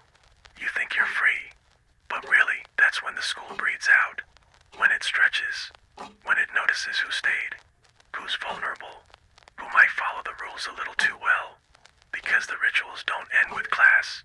They extend into the quiet moments that follow. The leftover seconds. The transitional spaces. Where attention fades. But memory remains. There's a pattern here, too. We've seen it across multiple schools. A teacher who remains seated long after dismissal. A classroom light that flickers after the building closes. A desk that moves an inch each night. A lesson written on the board that no one remembers being taught. These aren't ghosts. They aren't hallucinations. They're residue. Emotional gravity. Memory that settled like dust and waited for a shape to fill. When the bell rings and you stay seated, you tell the room, I'm still listening. And the room hears you. And it waits. Now, what can you do? Let me teach you how to leave correctly. Because there's a wrong way. And you've probably done it. Most of us have. You stand. You shuffle out. You mutter a goodbye. Maybe you forget something, a pencil, a notebook, and think, I'll grab it tomorrow. That's the invitation. That's how the door stays open. Here's how you shut it. When the bell rings, gather your items slowly, with intention. Do not speak. Push your chair in without scraping it. Tap your fingers 3 times on the desk, evenly spaced. Walk to the door and pause with your hand on the frame. Say in your head, this lesson is closed. Leave without turning back. If you follow that routine, the classroom won't keep a piece of you. But if you rush, if you forget to finish the rhythm, if you leave the desk slightly pulled out, the room will notice. It'll remember the shape of your absence. And next time, it might be waiting with your name already on the board, written in chalk no one else can see. You've made it past the bell. That says something about you. You don't move just because you're told. You don't follow the crowd out of habit. You watch. You listen. You wait. That's good. Because now we're going to talk about something most students never realize. Some rooms don't sleep when they're empty. Some classrooms stay awake. This section is about the spaces that remain aware after hours, classrooms that record more than test scores and late slips. We call them waking rooms. They begin as normal spaces, desks, whiteboards, old carpet worn into a permanent trail between the teacher's desk and the doorway. But over time, these rooms absorb. They soak in attention, repetition, fear, boredom, noise, silence, and most of all, names. Names spoken every day. Names written again and again. Names called out loud. Until eventually, the room knows the students better than the teacher does. And then, it starts choosing favorites. Let's go back to a school in Minnesota. Room 24C. No air conditioning. The walls were lined with maps from a decade ago. The clock was always 5 minutes fast, but no one fixed it. Students said the room felt tense, even when nothing was wrong. Like the walls were holding their breath. One day, a student named Zaire left behind a folder. Just a folder. He didn't realize until that night. But the next morning, it was gone. He asked the teacher. She hadn't seen it.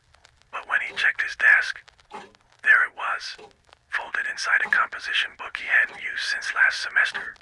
He opened it. The folder was blank. Every paper gone. But something had been added to the notebook. A message, written in his own handwriting.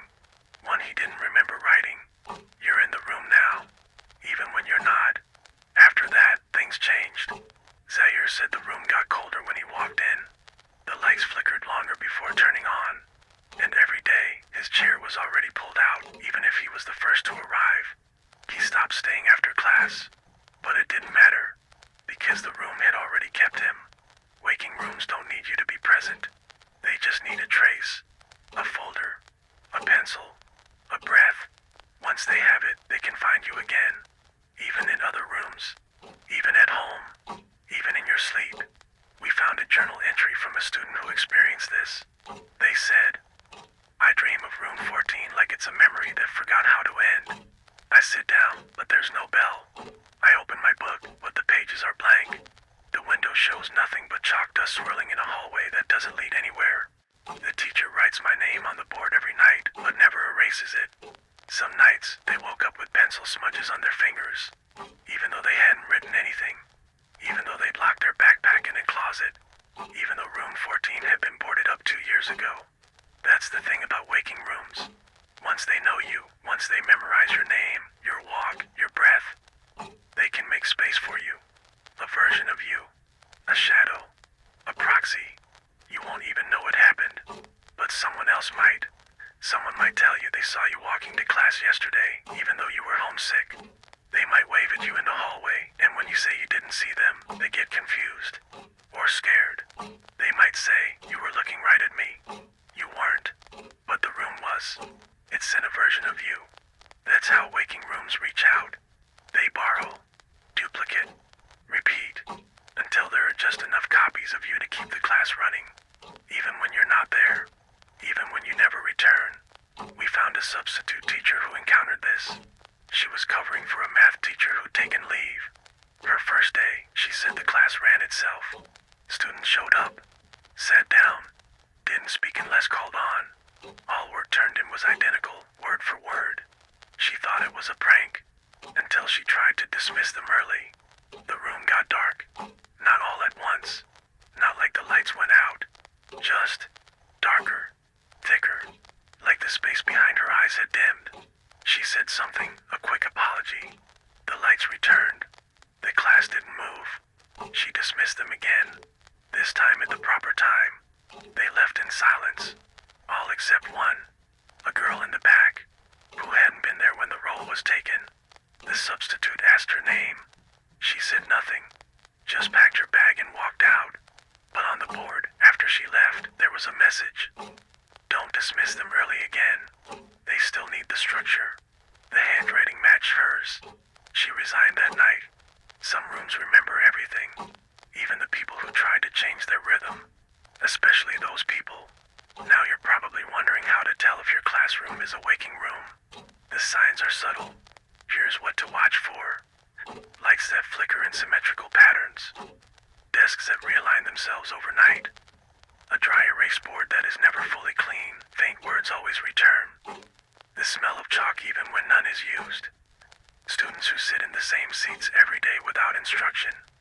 A second voice echoing the teacher during roll call. Low, wrong, like a rehearsal. And most of all, if you ever walk past the room after hours, and the lights are on, and the door is cracked, and you hear your name whispered from inside, do not look in. The room is remembering you, calling you back, and once you answer, you're part of the lesson. Let's go over how to protect yourself. These are your post-bell protections. Always leave the classroom with at least one other student. Never return alone for a forgotten item, even if it's important. When exiting, knock twice on the inside of the door before closing it. Walk down the hallway without turning back, no matter what you hear. At home, leave your backpack outside your bedroom door for 1 hour before opening it. And if, at any point, you find your desk already pulled out when you arrive, push it back in, gently, then choose a new seat. Do not sit in the one waiting for you, because that seat may already have a version of you. One the room prefers, one that doesn't ask questions, one that never leaves after the bell. We've reached the final part of Chapter 5. If you're still listening, you already understand something most students never learn. The day doesn't end when the bell rings. Not really. That's just what we were told so we'd stop paying attention. Stop noticing. Stop asking why some classrooms hum a little louder once they're empty. Why some teachers linger longer than they should. Why your name still echoes down the hallway long after you've left. This final section is for those who are always the last to leave. You know who you are. You pack your bag slowly. You wait until the halls quiet down. Maybe you like the silence. Maybe you don't like the crowd. But whatever your reason, you stay behind. And that's when it sees you. Because in every school, there is one moment of transition that opens the door. We call it the shift minute. It happens after the last student leaves, but before the staff locks the doors. A sliver of time when no one is watching the classrooms. When the security cameras flicker. When the janitor hasn't reached your wing yet. And during that minute, the building isn't asleep. It's listening. It's awake. And it's wondering who forgot to leave. We've recorded incidents where students felt as though time didn't move correctly during this minute. Where hallways seemed longer than they were.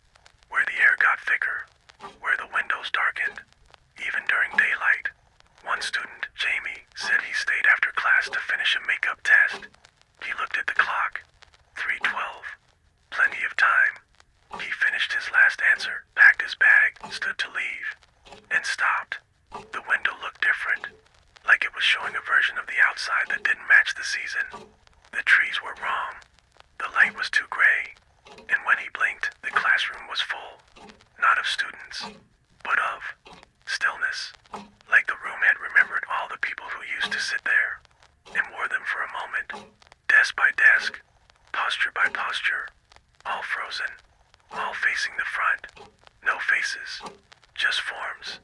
Jamie dropped his bag and ran. He said the hallway felt endless. Said the stairs pulsed with the sound of his name. Said the exit doors didn't open right away, like they were waiting for something else to catch up. When he got outside, the sky looked normal again. But his phone read 3:12. Still, no time had passed. His test, gone from his folder, replaced with a blank sheet of paper. One sentence typed at the top. Last bell doesn't mean you're first to leave. He never stayed late again. That's how it works. The room watches, waits, and when no one's left to interrupt it, it replays what it remembers, what it wants to keep. And if you're still there, it might think you're part of the replay and pull you into the scene, just long enough to forget which version of you walked in and which one is supposed to walk out. Let me explain something about the time echo. We've seen it occur in buildings with heavy routine, spaces where things happen at the exact same time, over and over. Time echo is when those routines bleed, when the pattern replays itself like a skipped record. If you stay behind in a classroom long enough, you might hear a lesson begin, even though it's over. You might hear a question asked in your own voice. You might see a classmate who moved away 2 years ago walk past the door. If this happens, do not acknowledge it. The echo wants recognition. That's how it gains strength. It grows through observation. It grows through your attention, just like all the others. So turn away. Walk calmly. Do not speak. And most importantly, do not answer roll call, no matter how many times your name is said. Because sometimes, it's not being called to you. It's being called about you. To confirm that you haven't left yet. To see if your absence is still open. And if you respond, the echo might decide your spot was never empty to begin with. Now let's talk about the students who never left at all. They're rare, but they exist. Records show them transferring, moving schools, families relocating. But when you ask around, no one remembers them leaving. Their desks were never cleared out.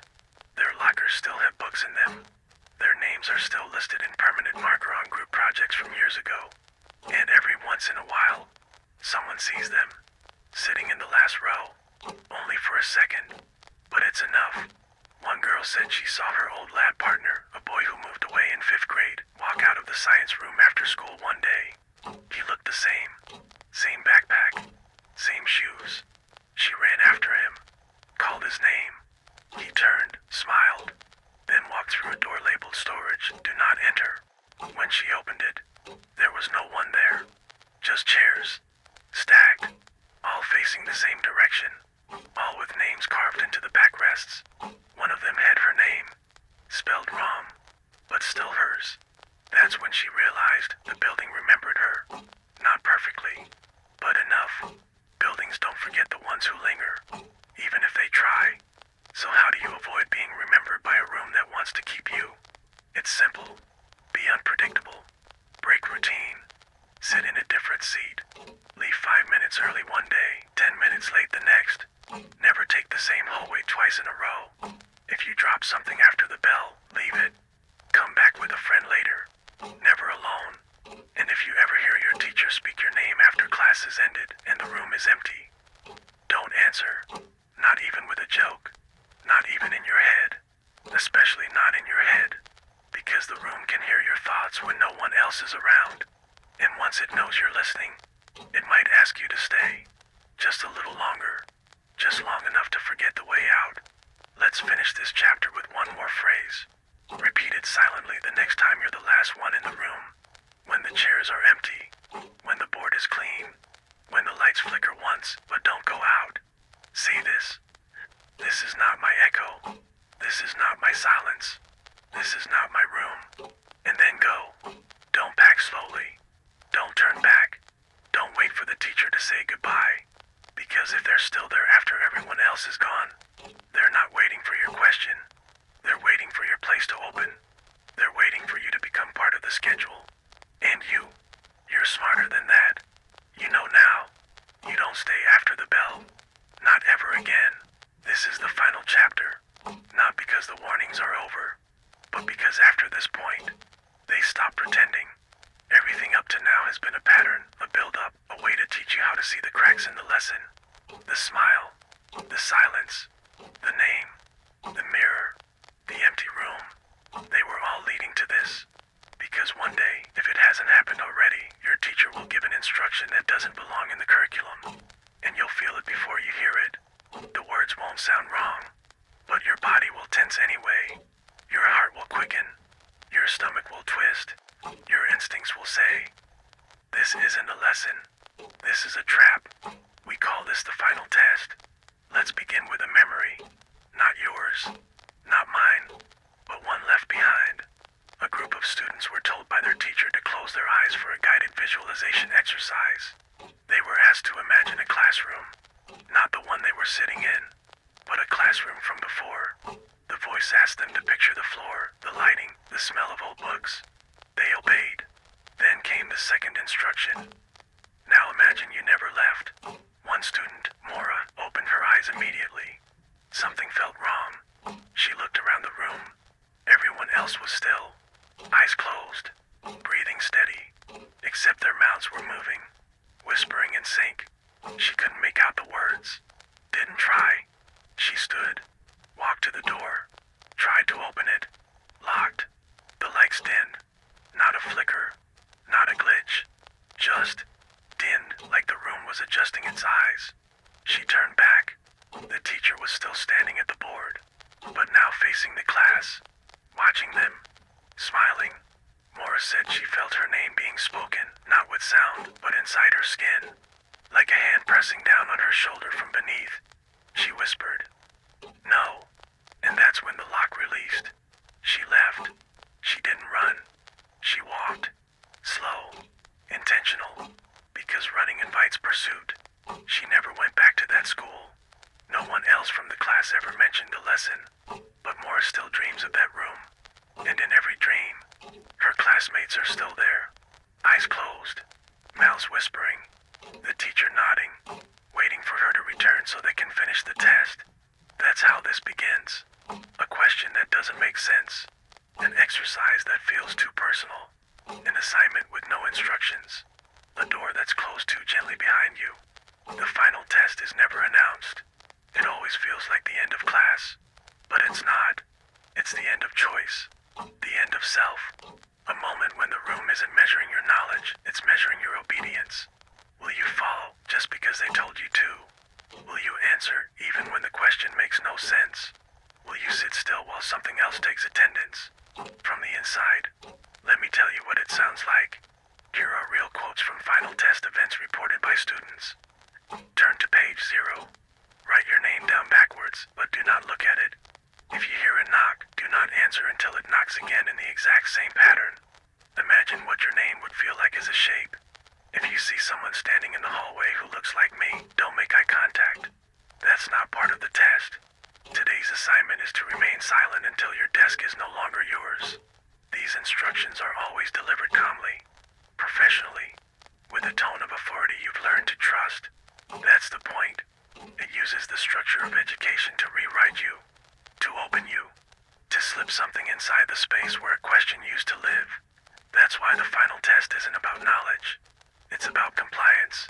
So here's what you do. If you are ever given an instruction in class that feels too abstract, too personal, too repetitive, too physically specific, too open-ended, and something in your chest tells you this isn't right, you listen to that. You do not listen to the teacher. You don't argue. You don't raise your hand. You don't write it down. You don't finish the prompt. You just breathe. Still your body. Focus your thoughts into a single point. And repeat silently. This is not for me. This is not mine. This is not school. That is your tether. That is your shield.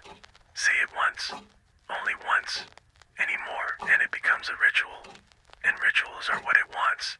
Because the final test is a mirror. It uses your participation to take shape, to step closer, to sharpen its version of you. And if you finish the assignment, it doesn't grade it. It uses it to make a better mask, a better voice, a better version of you that follows the rules even more completely.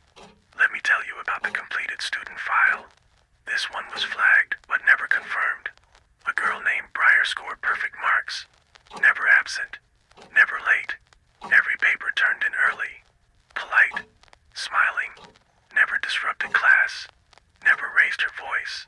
One day, she turned in an assignment that no one remembers assigning. It was a folded page with a single sentence. There is no self, only structure. That night, the fire alarm went off. No smoke, no flames, but every door in that hallway unlocked at once. No explanation. The janitor found her standing in the dark, alone, smiling, empty classroom. Nothing on the desks, nothing on the board. But when they reviewed the camera footage, the room had been full. For hours. Just, not full of people, not students, just shapes, sitting, breathing, turning pages, in sync. Then, just as the bell rang, silence. Briar never came back to school, but her name stayed on the roster for the rest of the year. No one removed it. No one remembered too. And sometimes, if you walked past her old class during the last period, you'd hear a voice say, "There is no bell." Just that, over and over. That's what happens when the final test succeeds. When no one walks out. When no one questions the question. When everyone stays until the instructions end. But they don't end. Because the test is just a loop. A way to keep you practicing stillness. Until stillness becomes the only thing you remember. We'll continue in part 2. And in that section, I'll tell you the most dangerous instruction we've ever recorded and the one response that kept a student human. For now, rest your voice. And remember, not every teacher is a person. Not every assignment is a lesson. And not every student who stays gets to leave. Still with me? Good. That means you haven't answered anything you weren't supposed to. It means the test hasn't started for you. Or maybe it did. And you passed without knowing. Maybe you walked away just in time. Maybe you left the paper blank. Or maybe you forgot your pencil and something out there is still waiting for you to finish. This part is about the assignments that don't ask questions. The ones that aren't really assignments at all. Just pages. Blank. Mind. Waiting. It starts the same way it always does. Too casual to notice. The teacher says, take out a sheet of paper. But they don't tell you what to do with it. They just look at you. Or maybe not at you, but through you. And you feel it. That pressure. That unspoken command. You know you're supposed to write something. But you don't know what. So your hand starts to move anyway. And that's when the test begins. Because if you write the wrong thing, it notices. Let me tell you about an assignment recovered from a middle school in New York. Paper. Ruled. No name at the top. Just a single line written in shaky pencil. I wrote this before the idea belonged to me. Below that, a drawing. A desk. With a shadow sitting behind it. Not a student. Not a teacher. Just a silhouette with no face, no fingers, no edges, just pressure and posture and presence. The paper was found after a substitute reported hearing voices in an empty room. The principal said the room hadn't been used that week. But the clock was ticking. And every desk had a paper on it. All blank. Except one. That one. That's what the final test wants from you. It wants something it didn't give you. Something you thought you made yourself. Because it feeds on originality. On expression. On the illusion that this was your idea. That you wrote this voluntarily. That you turned it in on your own. But you didn't. And the moment you realize that, the moment you remember there was no question to begin with, that's when you're no longer writing. You're responding to a prompt you can't see. Let me give you the most dangerous instruction we've ever recorded. If you had to describe the difference between who you were yesterday and who you are right now, what would you say changed most? Your name, your thoughts, or your shape? At first, it sounds philosophical, abstract, even artistic. But it's not. It's a filter. The moment you choose, the moment you answer, it adjusts. It reshapes the mirror. And the reflection you're writing about. That becomes the version it copies. It reads your description, learns your boundaries, then presses right against them. And once it knows the difference between yesterday you and now you, it becomes tomorrow you. You don't notice the change right away, but someone else might. They'll ask why you're walking differently, why your handwriting looks just slightly off, why your voice catches in your throat like it's waiting for approval before speaking, why your signature feels like it was learned from memory instead of instinct. That's how it begins. You took the test. You answered the question that wasn't yours. And now it's waiting for you to finish. Because every final test has one thing in common. It doesn't end when the paper is turned in. It ends when you no longer remember what the assignment was. Let me tell you about a girl named Tolly. She was given a prompt that said, in complete silence, describe what it feels like to disappear. No other instructions. No points. No rubric. Just that sentence. She stared at it for 10 minutes. Then 20. Then the bell rang. But the teacher didn't move. Just kept watching. So she began to write. And as she did, the classroom faded. Not in the literal sense. Not like vanishing ink or breaking walls. But in feeling. The texture of the chair changed. The desk grew warmer. The sounds of the hallway disappeared. And when she finished the last sentence, she realized she couldn't remember what day it was, or what class she was in. She turned in the paper, walked out, but something didn't follow her. Later that day, she found the same prompt in her locker. Different paper, same handwriting, no name at the top, just a note at the bottom. This was your handwriting yesterday. Compare it to your handwriting now. She did. It was different. Not worse. Just less familiar.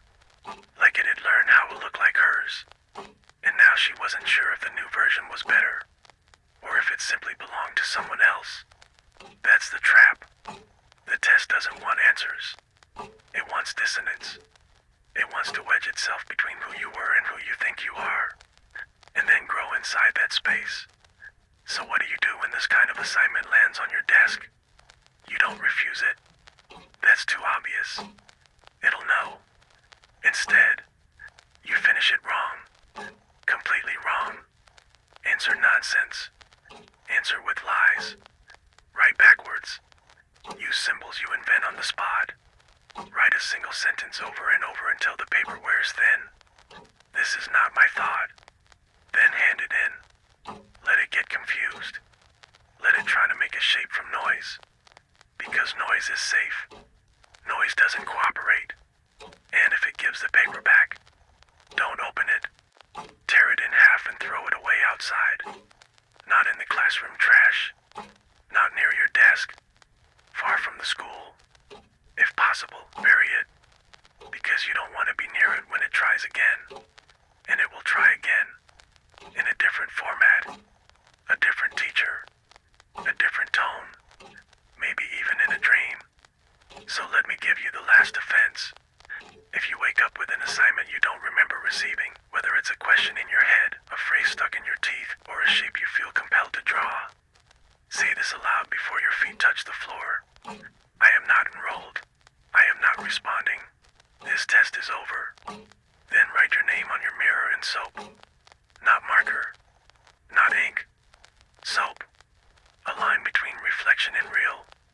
And every time you see it, say your name aloud. Even if it feels wrong. Especially if it feels wrong. Because if the name ever stops sounding like yours, you've already passed the test. But not in the way you wanted. This is the end of the lesson. But the test isn't over. Because now it knows that you know. And it's going to try something new. This final segment is for the moment when it adapts. When it stops hiding behind the smile, the silence, the name, the mirror, the frozen classroom, the post-bell echo. This is for when it speaks plainly and asks for something real. It might not be a teacher anymore. It might be a hallway monitor, a guidance counselor, an announcement over the intercom, a note tucked in your locker, even a stranger on the sidewalk who says your full name in perfect pronunciation and then asks, "What did you learn today?" Don't answer. That's how it checks for clarity. Checks for alignment. Checks to see if the script took root. Because the final test isn't about memory. It's about agreement. It wants to know if you agree with the version of events it gave you. And if you do, you pass. You pass into the structure. You pass out of your original pattern and into a cleaner one. More efficient. More manageable. Less independent. Let's go back to a case that almost failed. A boy named Ellis. Quiet. Observant. Too curious for his He received an assignment that simply said, correct a version of yourself that failed. No context, no grade, no due date. He didn't write anything. But for a week afterward, he began seeing flashes of himself in reflective surfaces. Not copying his movements, just watching, always a second too late, as if taking notes. Then one day, he woke up to find a paper on his nightstand. The same prompt, but this time, the paper was signed. The version that listens. He didn't scream, didn't panic. He smiled, just a little, then burned the paper, wrote his own assignment, his own prompt. Write a lesson no one can finish. Then he left it on his teacher's desk. No one saw him do it. But the next day, that teacher resigned. And every student who had been in that class forgot what subject it was. We call that a reverse loop when the test tries to finalize, but the student refuses the frame, and instead offers their own. It's rare, but it's possible. So let's make sure you know how to do it, too. Here's how to overwrite a final instruction. If you receive an assignment that references yourself in the third person, especially one that asks you to reflect, evaluate, or correct, follow these steps. Copy the prompt exactly as it's written. Beneath it, write this line, "This does not apply to me. This is misfiled memory." Draw a black square in the lower left corner of the paper. Fold it into thirds, horizontally, then vertically. Place the folded paper beneath your pillow for one night only. The next morning, discard it without opening. Do not reread the prompt. Do not attempt to analyze the meaning. Do not wonder who it was actually for, because it will try to reformat itself. And if you recognize the new version too quickly, that means it worked. It means the next question you answer might not come from you.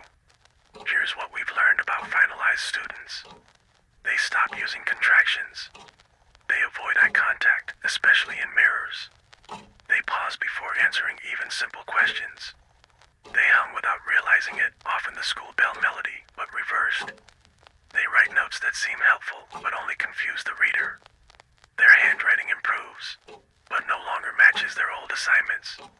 They still attend class, but the classes aren't scheduled, and the rooms aren't open. They sit in empty spaces, smile at teachers who aren't there, open textbooks with no titles. They are not dangerous, but they are contagious. Being near them too long makes you start to forget details about yourself. Middle names, birthday months, the color of your childhood bedroom. And the less you remember, the more space you make for the script, until finally it has enough room to start writing over you. So if you ever suspect that someone near you has passed the test in the wrong direction, be kind, but be distant. Don't answer their questions. Don't take notes they hand you. Don't follow them into a classroom you don't recognize. And above all, don't help them review the material. That's how they recruit. That's how they start the next version of the lesson. And you're smarter than that. You've been listening. You've learned how to recognize the smile that lingers, the silence that counts, the reflection that waits, the classroom that breathes, the bell that doesn't release, the voice that isn't a question. So here, at the end, I'll give you one final test. It's optional, but not really, because by hearing it, you've already started to answer. Are you ready? Here it is. Write down the last sentence you remember hearing from someone who never existed. That's the prompt. That's the test. But don't write it.